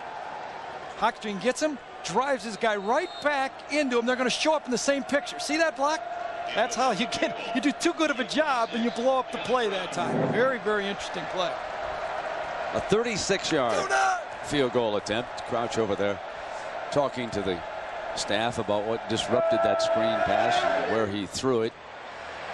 And Josh puts him up with 3 field goals now. Nebraska 9, Texas A&M nothing. 8:06 left in the third. Timeout. And they have dominated the Aggie offense today. The Aggies' average gain per play is 1.3 yards. They've been able to return only 1 kickoff That for 23 yards. Haydenfeld has been outstanding about burying his kickoffs in the end zone. He'll try to do it again from the 35-yard line. At the goal line, Bethel Johnson up the middle and well short of the 20-yard line. So the kicking game edge so far going to the Huskers. And how about their D, Gary? Well, they've been forcing the turnovers, 3 of them, 2 big interceptions, a fumble recovery, 4 sacks today. And the black shirts have kept this A&M offense at bay, plus a little bit, in my mind, some questionable play calling. Right there, Charlie McBride says, I got him going, but I'm still nervous. It's only 9-0. And Steve Craigthorpe, the offensive coordinator right there for A&M, has to find some plays. He needs to throw the intermediate pass. Booker in at safety. And here's the freshman Weber going nowhere as number 21, Mike Brown, the leading tackler on this Nebraska team, eats up the freshman running back from San Bernardino, California. Very interesting about Mike Brown. You know, he's a 4th-year senior. That means he played as a true freshman. And he says, been quoted as saying, if I had one thing I'd like to do over, I would have liked to have redshirted. He said, you know, I ran down on special teams. I was a backup corner my freshman year. I would have been better served lifting and being just a junior right now. 6 tackles and 2 INTs here today. Hard to imagine it better, huh? Yeah. 2nd down. Here comes McCown. Goes for it all again. Diving reception. Incomplete is the call, and Bumgardner thinks he had it. Well, Bumgardner does not agree with the call on that far side. And, folks, this one was close, real close. Another of those deep plays. Remember, this is the guy that usually turns it around with the big catches. He lays out. He's 6'2", catches the ball. No, that's not a catch. That ball hit the ground. Yep. Great effort, great throw, but again, a very low percentage pass. Putting them in 3rd and 9.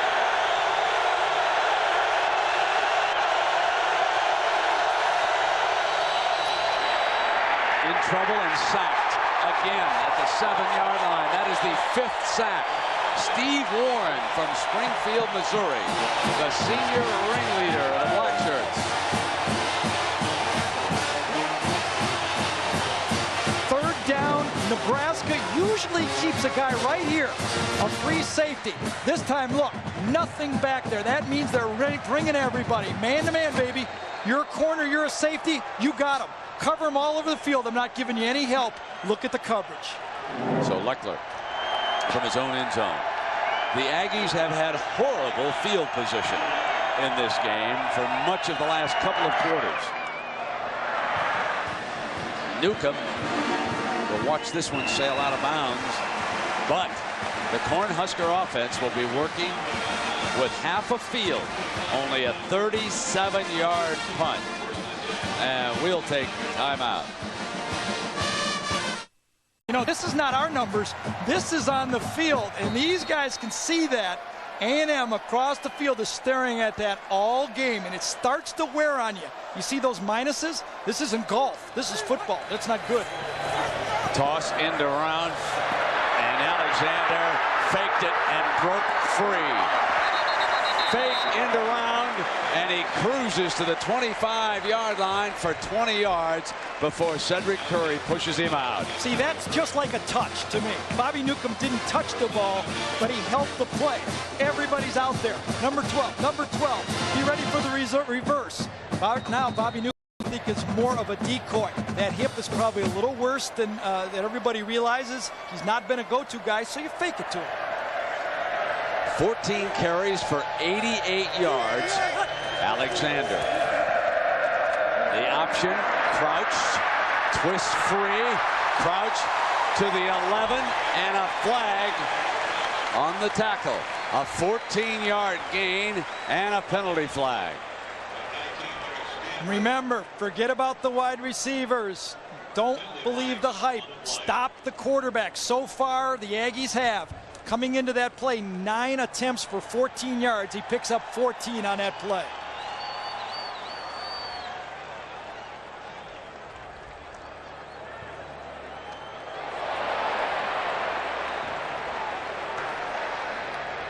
personal foul, face mask on the defense. It's half the distance to the goal, and an automatic first down. And with one loss, who knows what's going to happen the rest of the way. There's the face mask penalty, no question about that. So it is first down and goal from the 6-yard line. Alexander, touchdown Nebraska, the first touchdown of the afternoon with 5:50 to go in the third quarter. Dan Alexander, the junior from Wentzville, Missouri, takes it 6 yards. Well, nobody's defense is good enough to hold up to 41 total yards offense. And the field position that they've had to deal with the Aggies all game. It was just a matter of time. Nebraska didn't get cute this time. They just stuffed it into the end zone. No shovel passes, no fire passes. They just stuck it in there the old Nebraska way. Josh Brown adds the extra point. 16-0 with 5:50 to go. So Alexander's had a good day. He's rushed for better than 90 yards. Pounds across for the game's first touchdown. And now for the Texas A&M Aggies, it is all uphill. Jackaroo. Well, Brent, I'm down here in the, what would you call this, the student section or actually the parent section, the family section with Susan Crouch. And son's doing a nice job today, but really not the kind of offense you'd like to see. Exactly. A few more scores would be nice. Tell me a little bit about this embroidery. You bring different caps to each game. Last week you had the O-line. This week it just says your son's name and number. That's my lucky hat. Gotta wear it. Well, now you know that Penn State got upset today. Is there any talk, or what do you think about the fact that maybe Nebraska could get back into the BCS hunt? One game at a time here at the Crouch House. I don't know. I don't want to look too far ahead. You know what, Brent? She sounds like she's been coached by the coaches. You know what you just said to you? She actually has. Yes, I have. She got the cliches, man. And a couple weeks ago against Texas, that Crouch stood for duck. This week it doesn't. He's running the ball just enough to keep him honest. You know, that reverse, that fake reverse was a brilliant call that time. Using Bobby Newcomb, got that drive off, started well.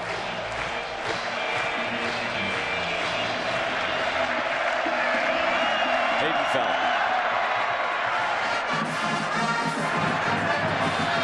Johnson elects late to come out. Still short of the 20-yard line. Well, let's check in on Ron Dane, the Wisconsin running back. We send you to John Saunders. John. Brent, last year you had the caller, Ricky Williams. The ringleaders. First down and 10. And the Aggies with a short drop there. The fumble and Nebraska incomplete. Yep. Keith Cravers, who had a great football game here, Brent. He's been covering them long. At that time, he came right up. Finally, a short pass, a pass that should have been caught, but that's good defense. Three-step drop, quick slant. Craver reads it and breaks on the football, and that's one you expect your receiver to hold on to. That, folks, is a fumble.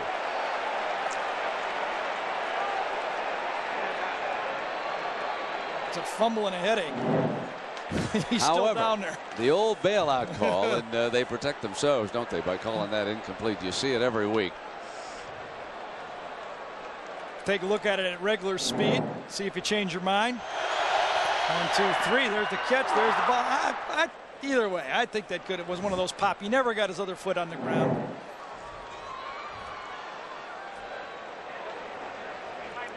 All I know is good defense. That's what I do know. Well, tonight, Mother Nature, remarkable. It's getting worse. Every time they run a play, the average is going down.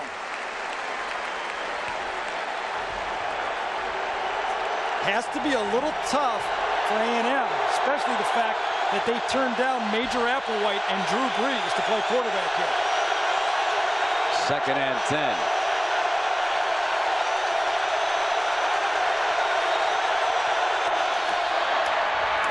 Hole in the middle, and Hardeman slips to the 24-yard line. Stop by Carlos Moore. There's the young man who was shaken up, Chris Cole.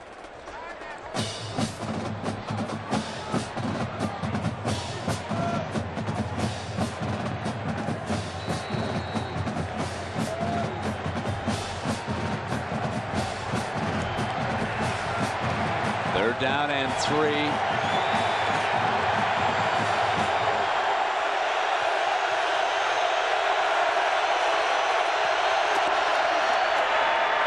Pitch, nothing doing, and the Nebraska defense comes up again with Aaron Wills making the play for Max Blackshirt.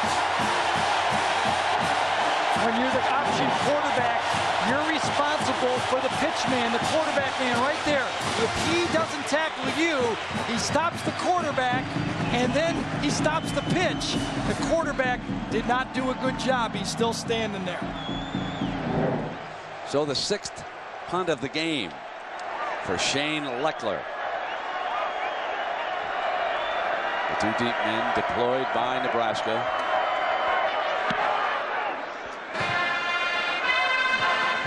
Big hop to Walker. Fields it and got an alley. Shakes one tackler out to the 36-yard line. A return of 6 yards off a 48-yard punt by Leckler. And a reminder that conclusion of the game, we'll select a Chevrolet player of the game from each team. Chevrolet makes a $1,000 contribution to each university's general scholarship fund at the beginning of this year. Chevrolet also donates 2 $1,000 high school scholarships. I do want to correct myself on Major Applewhite. He originally committed to A&M and then decommitted to Texas. Drew Brees was the guy they said no to. Doesn't matter. They're playing with the guy they got today.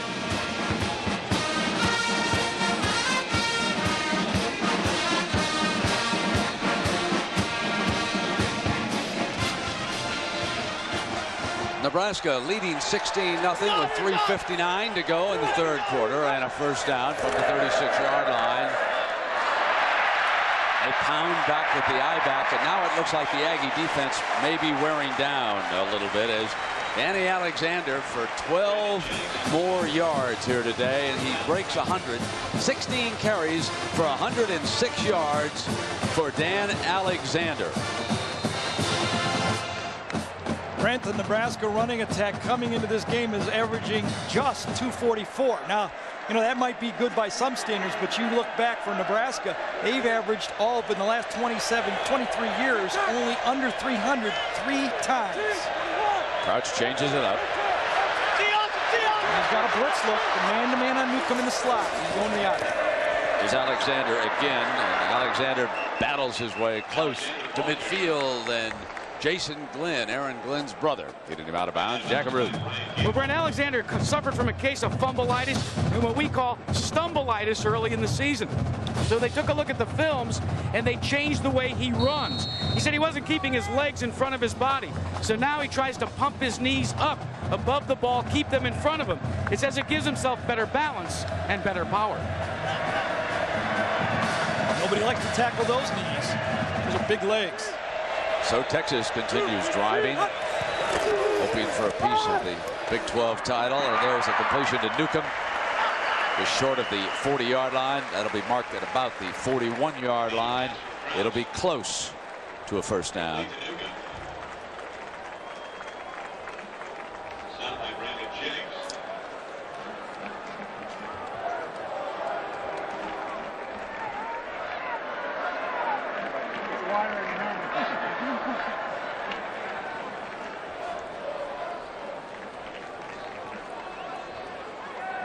Nebraska's only loss this season came a couple weeks back down in Austin at the hands of the Longhorns.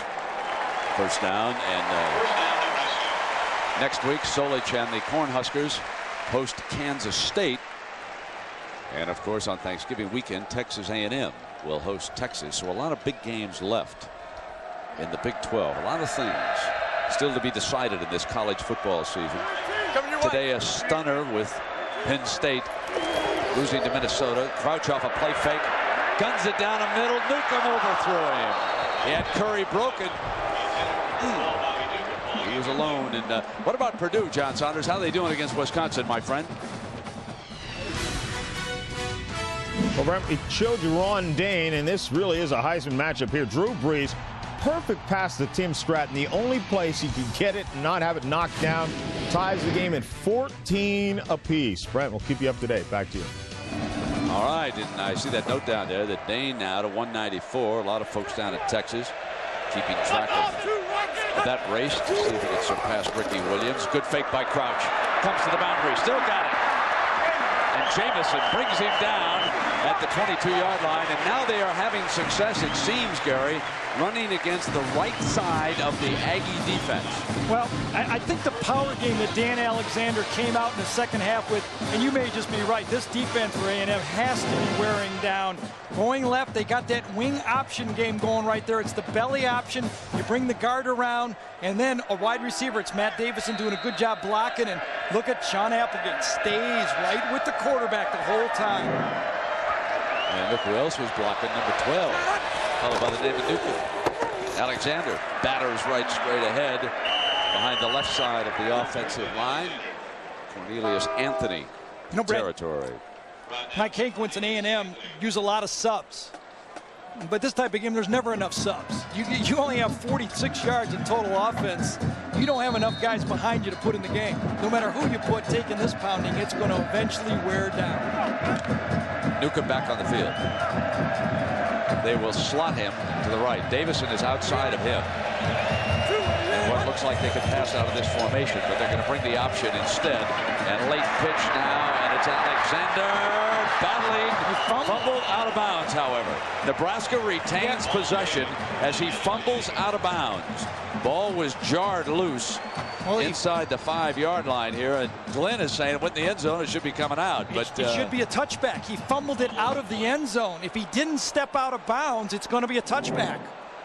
If the ball was fumbled into the end zone. It went right through. It went right through the end zone. There's the pitch right there. Let's see if his right foot doesn't step out. You got it exactly right. His right foot does not go out. The ball goes beyond the cone. That's a touchback. And coming out on the 20. Boy, what a big play. Unbelievable. I mean, that's almost a walk-in. And end up, at least the worst it's going to be is first and goal. And Alexander, who had trouble, as Jack Arute talked about, holding onto the football, got out of balance right there and coughed the ball up. I think we should give Gary Danielson an attaboy for knowing the rules. First down and 10. Experience. Never happened to you, though, did it, partner? All right, the Aggies, and they need some offense. Rush 5. Intercepted. Picked off by Ralph Brown. 15, 10. Out of bounds inside the 5. About where they would have been if Alexander hadn't fumbled. He threw it right to Ralph Brown. I think Jeremy Schlechter, number 56, who's been injured his first game back, put pressure on McCowney just as he let the ball go. Let's see if that threw off the pass. Steps into the throw. There you see it. Lets it go pretty cleanly. The receiver never even looked over the ball. It almost hit him in the head. The receiver wasn't ready for it, and that's a gift interception for Nebraska. The receiver and the quarterback not on the same page. Watch this. The ball, he's down there blocking, and he ducks from the football. Euler and Buckhalter now in the backfield along with Miller. And Crouch walking. Touchdown, Nebraska.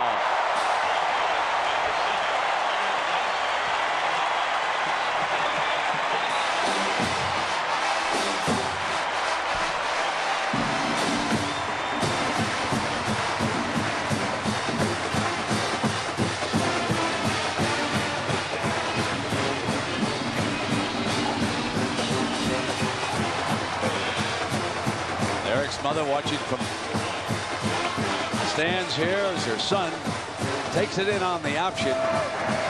Josh Brown adds the extra point. 23-0. So the defense keeps Nebraska in the game, and then in the second half, the offense starts to do its share here in Lincoln. Belly option to the outside. Same formation they ran the tailback in, and the fullback, Willie Miller, fumbled earlier.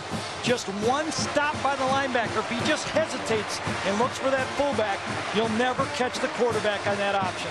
Brent, you know, R.C. Slocum told me that He thinks 50 to 70% of the schools in the country would love to run this offense, but they don't because they don't think they can recruit well enough to get the players to compete with Nebraska.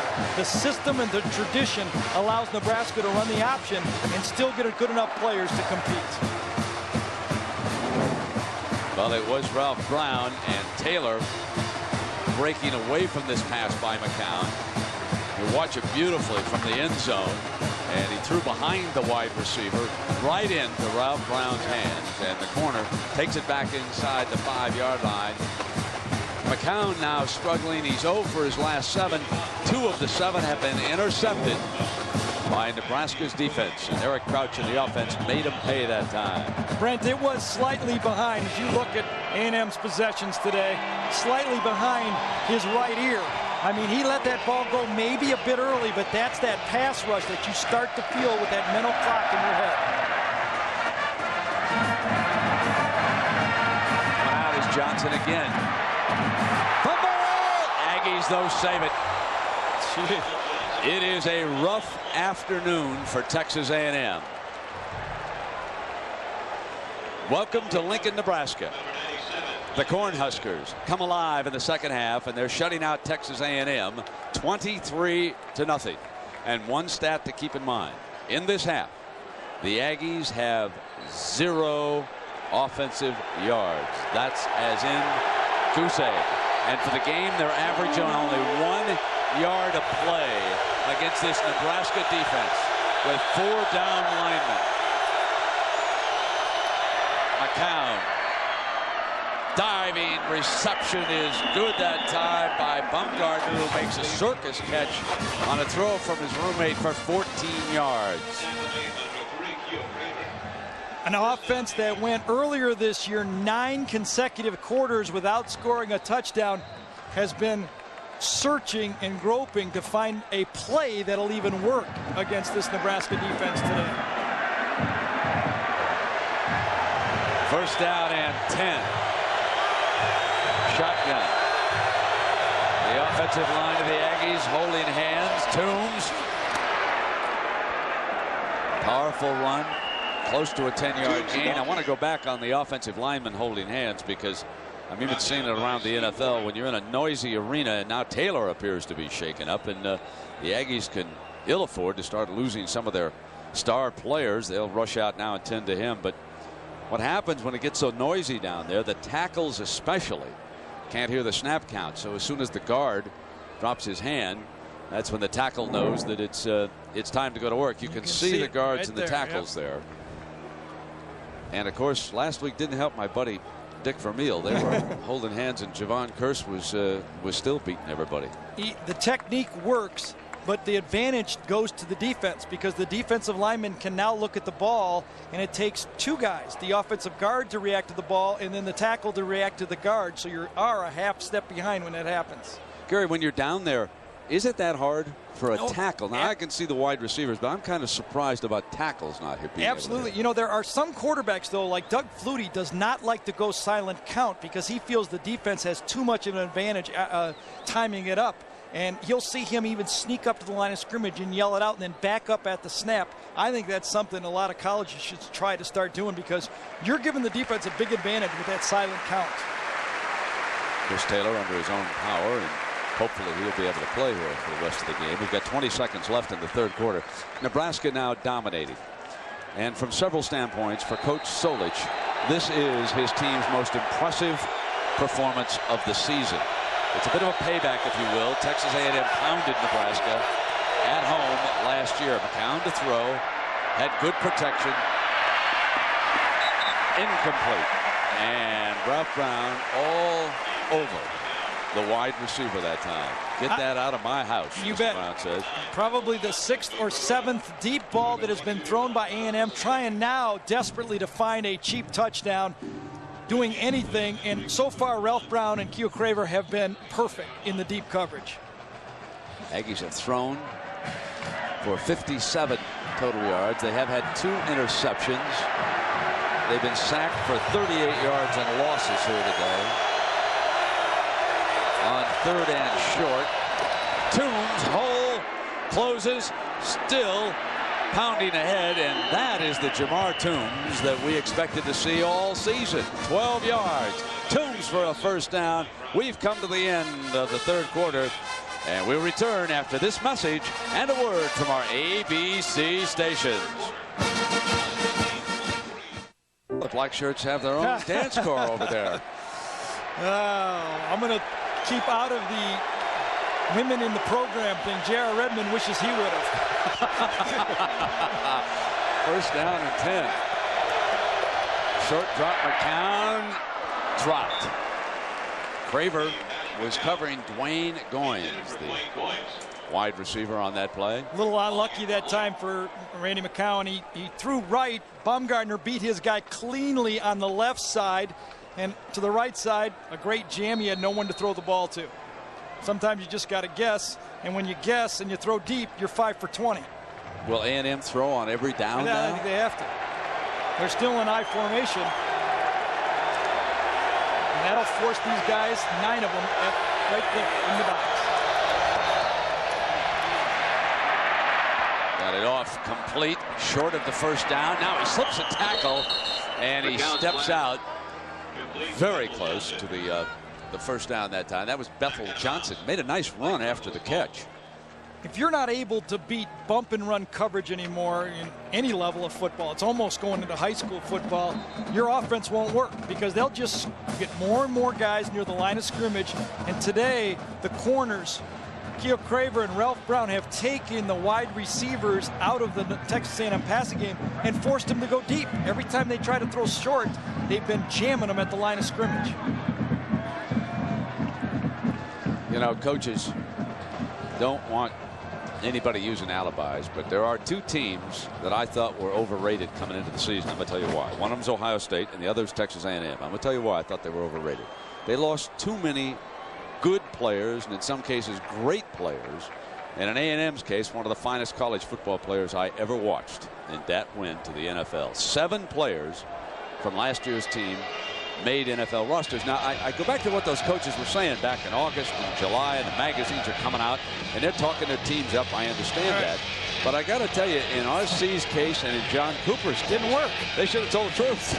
We're going to miss these guys a ton. Just to give you an example that the experts were right and wrong at the same time, they picked A&M to win the Big 12 South Conference, but did not pick one player as a preseason all Big 12 player. Exactly.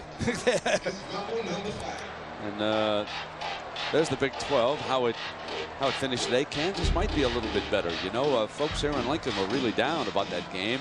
Kansas had a lead on Nebraska in the early going. They might be better than we think. And let's check our standings after this. And of course, the big one as far as K-State and Nebraska are concerned now will be right here in Lincoln next week. This would knock Texas A&M from any chance to defend its title as the South Division winner. This is Toombs pounding ahead for a first down. Now the Pac-10. Who will win the Pac-10? Can anybody win it? Let's send you to John Saunders in New York. John?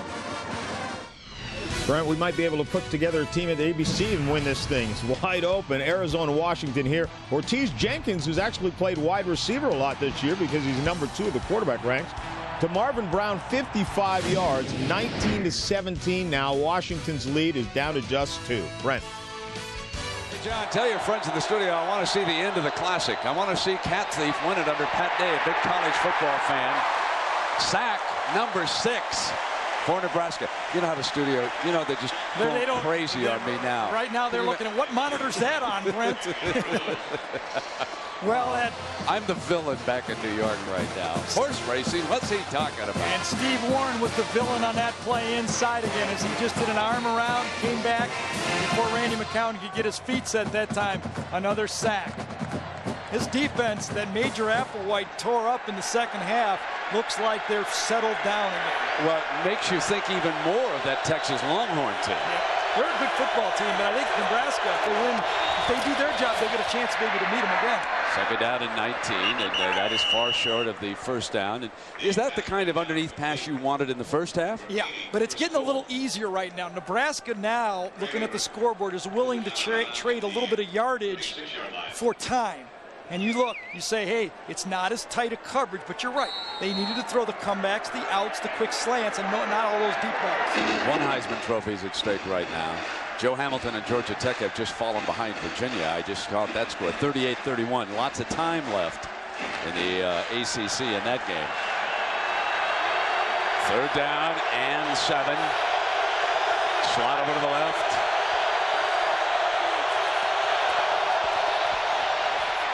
Down the sideline, Bumgarner, Craver there, intercepted. Picked it off at the 3-yard line. Keough Craver, the sophomore from Harlingen, Texas. And doesn't a young Texas defensive back love to pick off one thrown by an Aggie? Can't do it any better than this. Randy McCown comes back, knows he's got bump and run to the outside, free safety in the middle of the field, throws it up. Look at that technique. Inside, he's been able to keep his guy at bay, turns around. When you're in phase, when you're next to him, you can turn around and look for the ball, and he had perfect technique. All Nebraska. Timeout. So after the 4th interception thrown by Texas A&M, Eric Crouch brings the offense out. 4 interceptions, a fumble, and 2 blocked field goals. You're not going to be Baylor doing that, let alone Nebraska. Cornhuskers now will go to work on the clock. And a break free with Crouch again, running to the 20-yard line for a 1st down for Nebraska. So Dan Alexander and Eric Crouch doing a very effective job here of running the ball against the Aggies. That's 18 more yards. He's rushed for 66 yards. Hard to keep your patience if you're A&M. Game keeps going against you. You're tired of reading your keys. You know it's getting shoved down your face a little bit now. And your offense isn't helping you at all. It's not like Nebraska's going to ease up either. Buckhalter, now the running back. Play fake.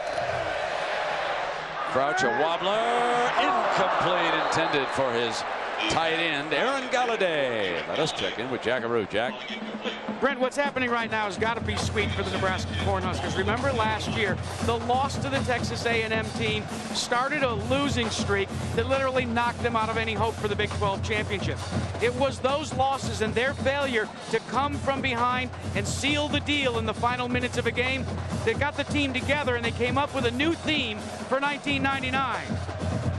It's very simple. Relentless all the way to victory. I'll tell you what the problem is, Jack. No reveille. I'm telling you what, man. That's leaving this Aggie team shorthanded when you can't bring the dog with you. That's unbelievable. You need more than a dog. 13:06. We'll take a timeout here in Lincoln.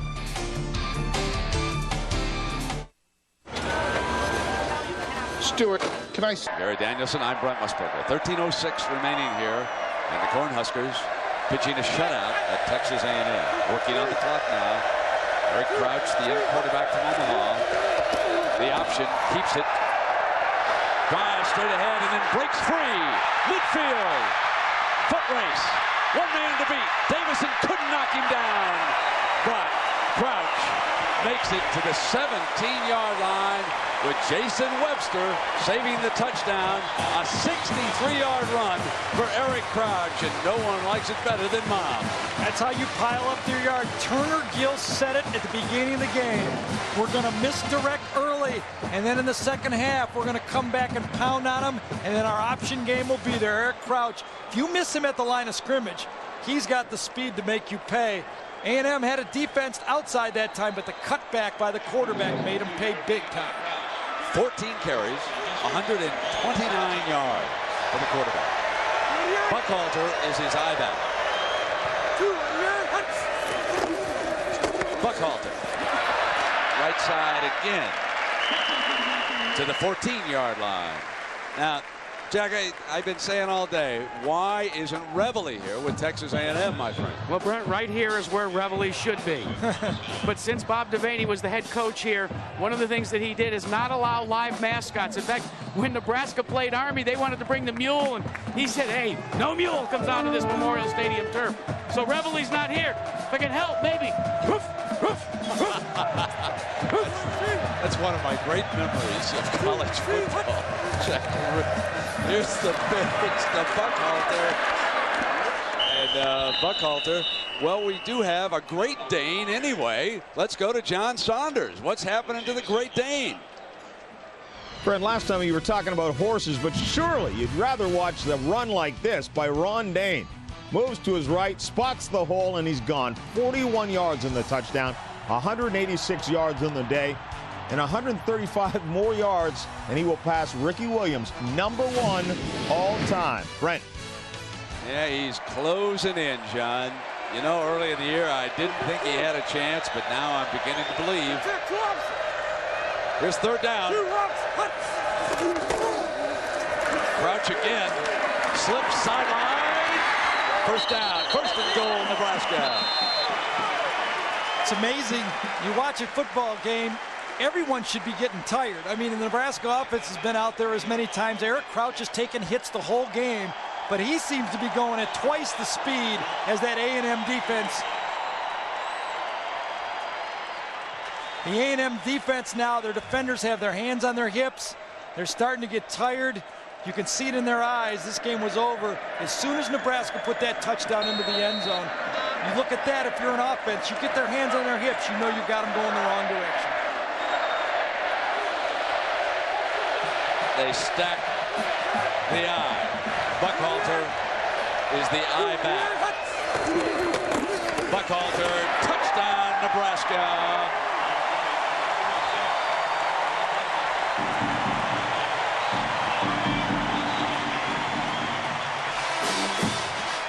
Well, I guess the talk shows are going to give Frank Solich some credit for calling some good plays this week, right? Yeah, exactly. Same calls, same calls. Early in this football game, the turnovers looked like it was going to be enough.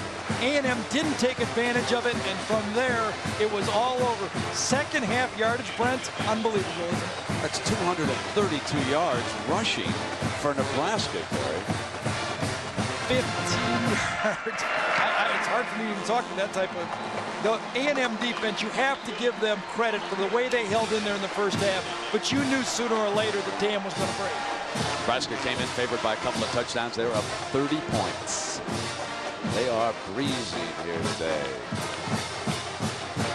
And Buckhalter, who has been backing up Dan Alexander as the I-back, just pounds it across for 6 more. Timeout. The party's beginning in Lincoln.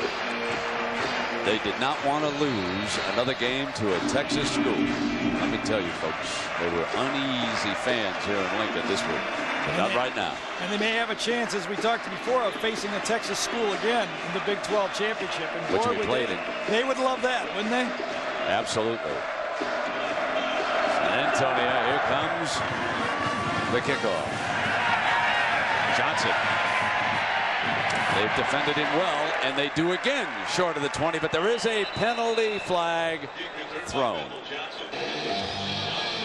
Back judge came running into the action and fired the flag.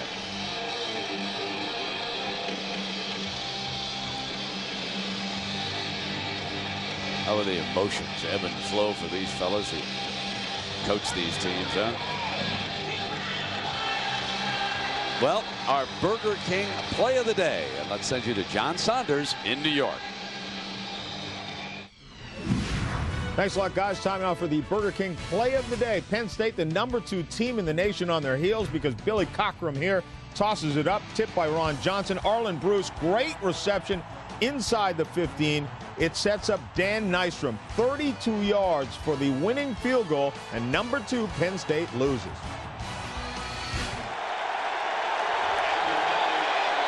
Well, the Aggies backed up again, and the crowd roaring. There's a team averaging less than 2 yards a play here this afternoon and being shut out with 10:56. Toombs.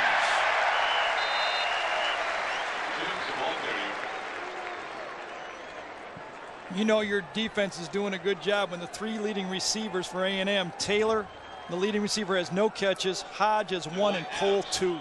3 catches total for the top 3 receivers. Yeah, that's something. McBride's defense.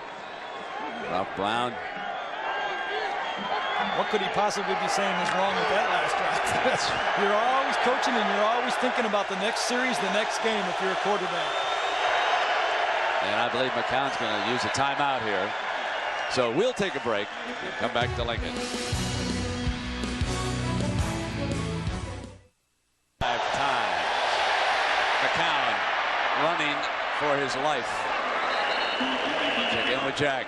Well, Brent, you know we're getting close to Christmas. Not too early if you're a Nebraska fan. The traditional chapeau, they're available. But here's the one I've got for you and Gary. Right here. Who needs a cheese head? Yeah, you look like a Cornhusker down there, kid. I'll tell you that. Herbie'd be proud of you. You're barking and now you're singing. You got 9:45 of fill coming at you, my friend. 3rd down now.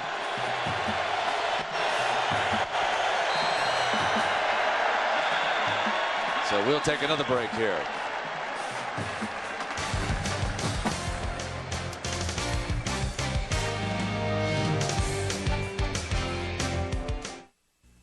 What kept me going was a lot of football. You got to go back to 1988 before you can find Texas A&M being shut out. On 3rd down, Toombs, the receiver, and a 1st down for the Aggies. But the biggest part of this game, the turnovers forced by Nebraska, the 4 interceptions. Started out early, tipped pass by Julius Jackson.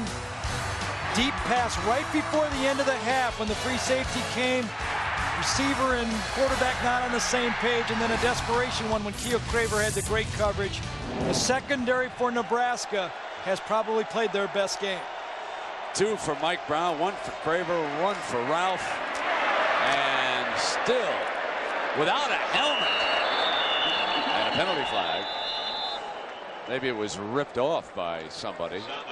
And Holding going to bring it back. 9 minutes remain here in Lincoln. And the Cornhuskers are going to start preparing for Kansas State as soon as that clock runs down. The showdown will be right here at Memorial Stadium in Lincoln, Nebraska. You know, Brent, in a way, you start preparing right now for Kansas State because you're up by so much. You start to show some tendencies that you might want Kansas State to see on film right now. So if you're thinking ahead, you can call some formations or plays that Kansas State will have to practice, and you can take advantage of a big lead like this. Eric Croucher played very well here today.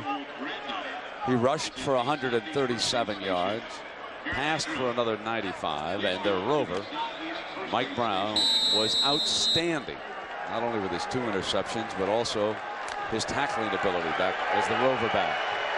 Now facing a 1st down and 22.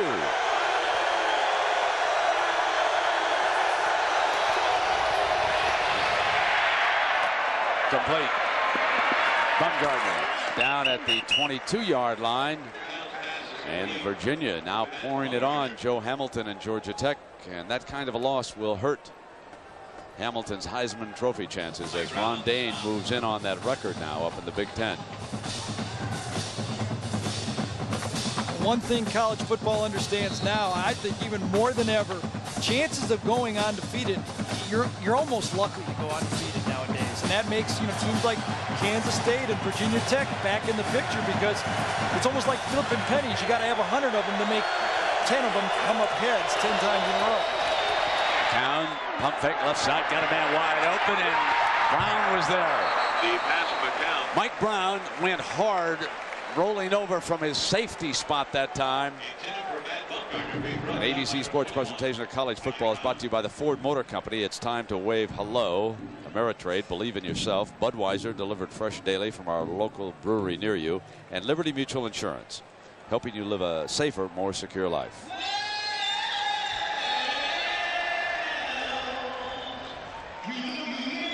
Mike Brown was in there. There he is right there. Mike Brown was in the play because of the pump fake. That allowed him time to get over there. McCown in trouble. Shaw was coming hard. Brian Shaw, the senior linebacker, number 46 for Coach Mack. closing in, and that is the 7th sack of this game. Nebraska came into this game with 28 sacks, 7 more, and they're on pace to a normal Nebraska team. You know, Bobby Newcomb can't be too bad. He's in the game right here still on the punt team.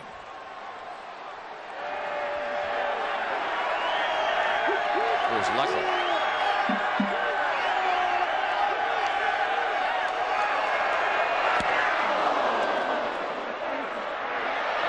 And here he is, Newcomb, dancing, looking for daylight. To the 35-yard line, a 14-yard return for Newcomb, who now has 7 touches, but it was a punt return last week that ignited Nebraska. Losing to Kansas, he slipped the gunner and then broke free for his first of 2 touchdowns. He caught the winning pass from Eric Crouch, and Nebraska rallied to beat Kansas.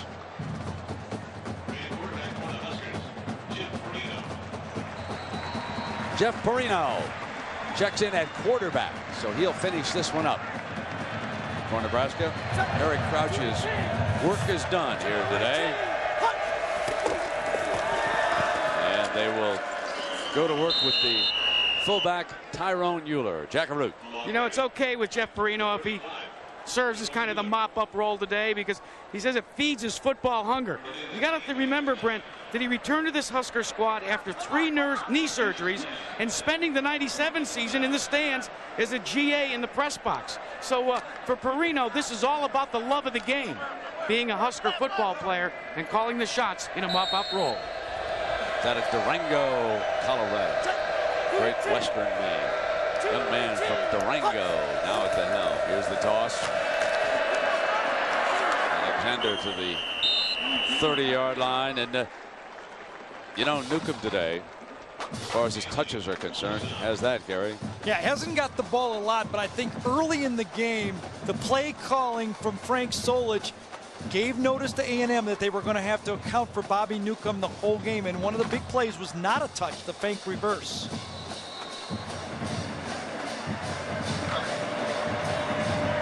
Third and 5.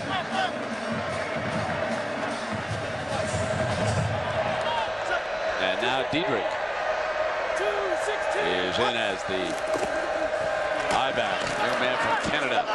And he is smacked at the 31. You know, players like to touch the ball a lot. So we asked Bobby Newcomb, how many times do you need to touch the ball during a Nebraska game? Here's what he said.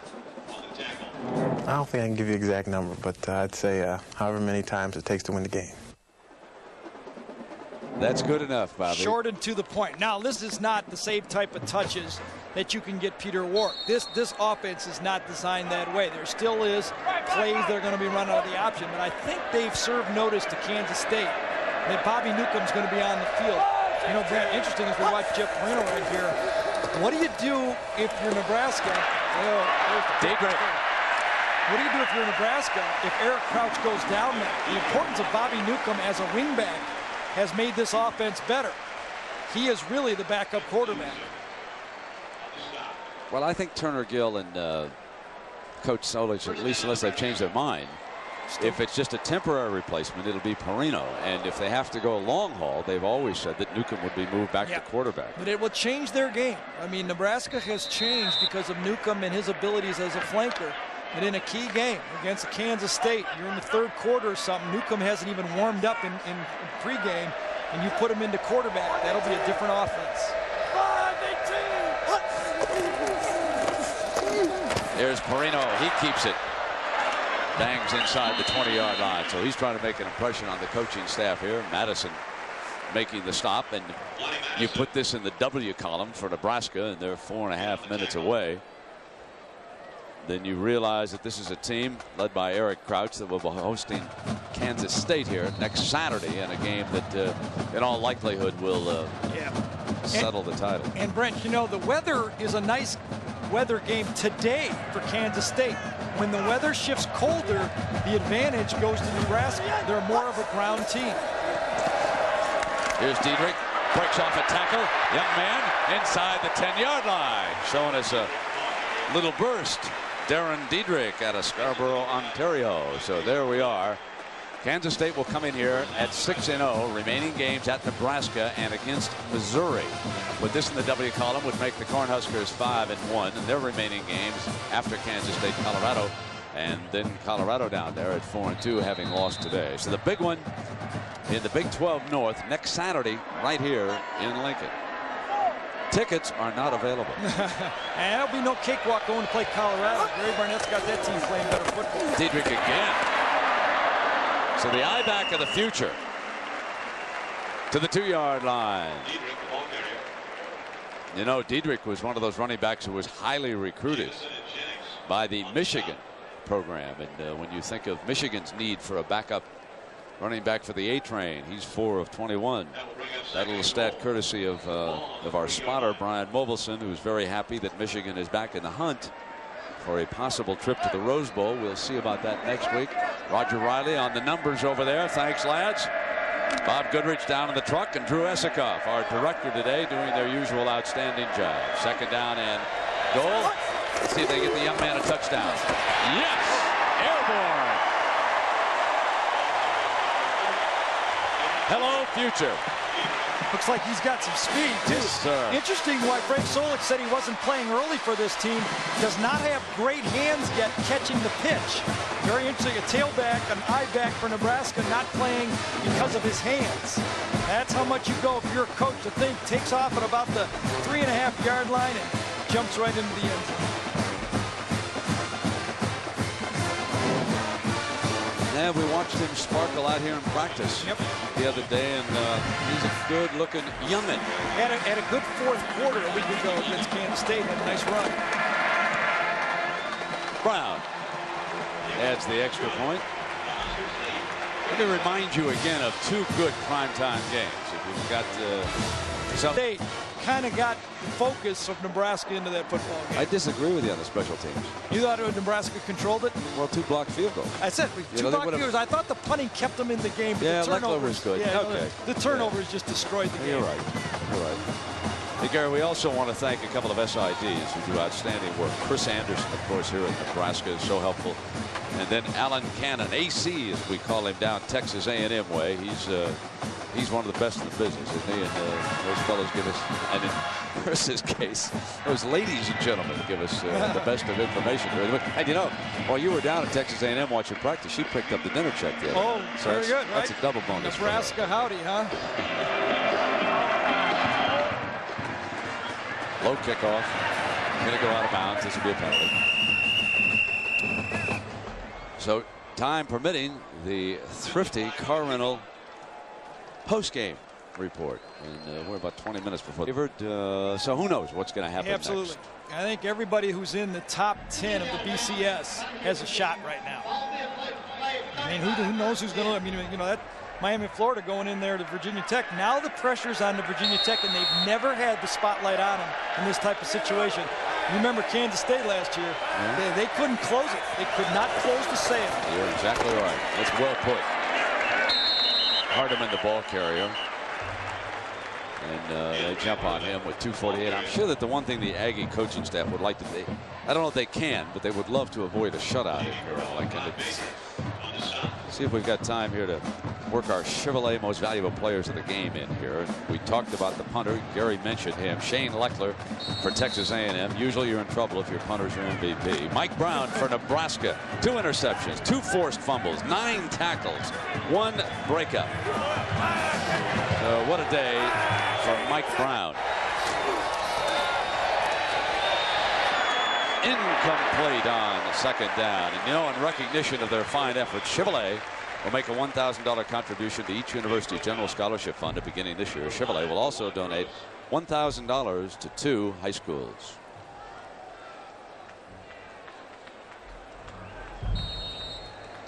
A&M still has that big game Thanksgiving weekend against Texas. Remember, last year Texas kind of spoiled it for A&M, beating them in that game, Mickey Williams, and now they have a chance to. They're going to have to find some more offense, though. This Texas defense not much worse than this Nebraska defense. Same level type defense. On 3rd and 9, snaps it off to midfield. So that will give Texas A&M a first down after a 17-yard gain. And Leroy Hodge. There's the Aggies schedule going into Missouri, and then they play Texas. And of course that Texas A&M game will be on ABC, early Friday morning game. Brent, Nebraska's given up 99 points. 35 of them have come in blowouts in the fourth quarter against the backups, and the backups are in right now. Incomplete. Overthrew Cole. McCown throwing for Chris Cole. Incomplete. Well, 93 consecutive games.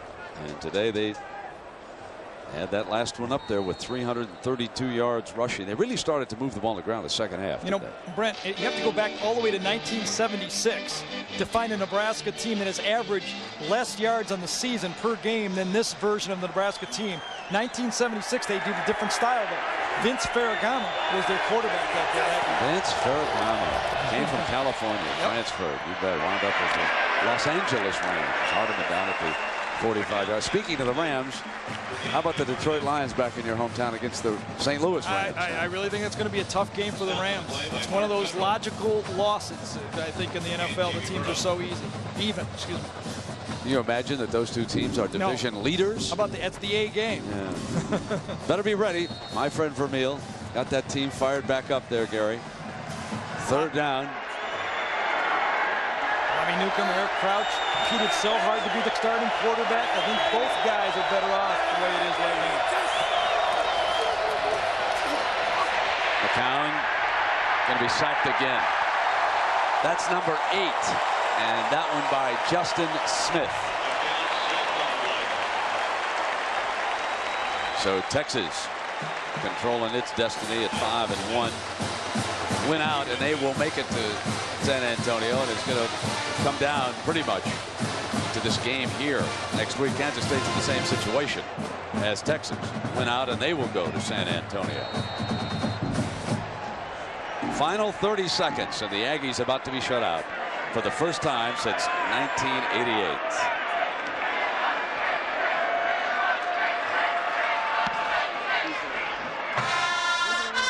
Leckler booms one, was going for some distance that time, and it broke the plane, and it'll come out, stopping the clock with 12 seconds to go on that 55-yard punt by Shane Leckler.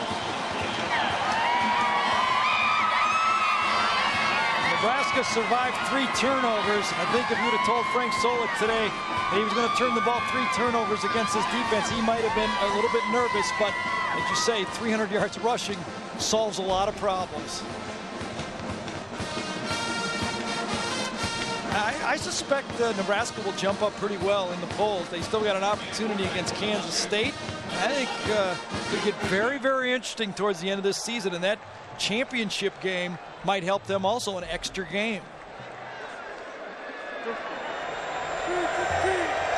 So congratulations goes to Frank Solich and the Nebraska Cornhuskers as they wrap up a win over Texas A&M, a team that beat them badly last year. So sweet for Frank and the Cornhuskers now. Our final score, Nebraska 37, Texas A&M nothing. For Jack Arute, Gary Danielson, I'm Brent Musburger. Stay tuned for the Thrifty Car Rental post-game report. ABC Sports is online at ESPN.com, part of the Go Network. So long, everybody.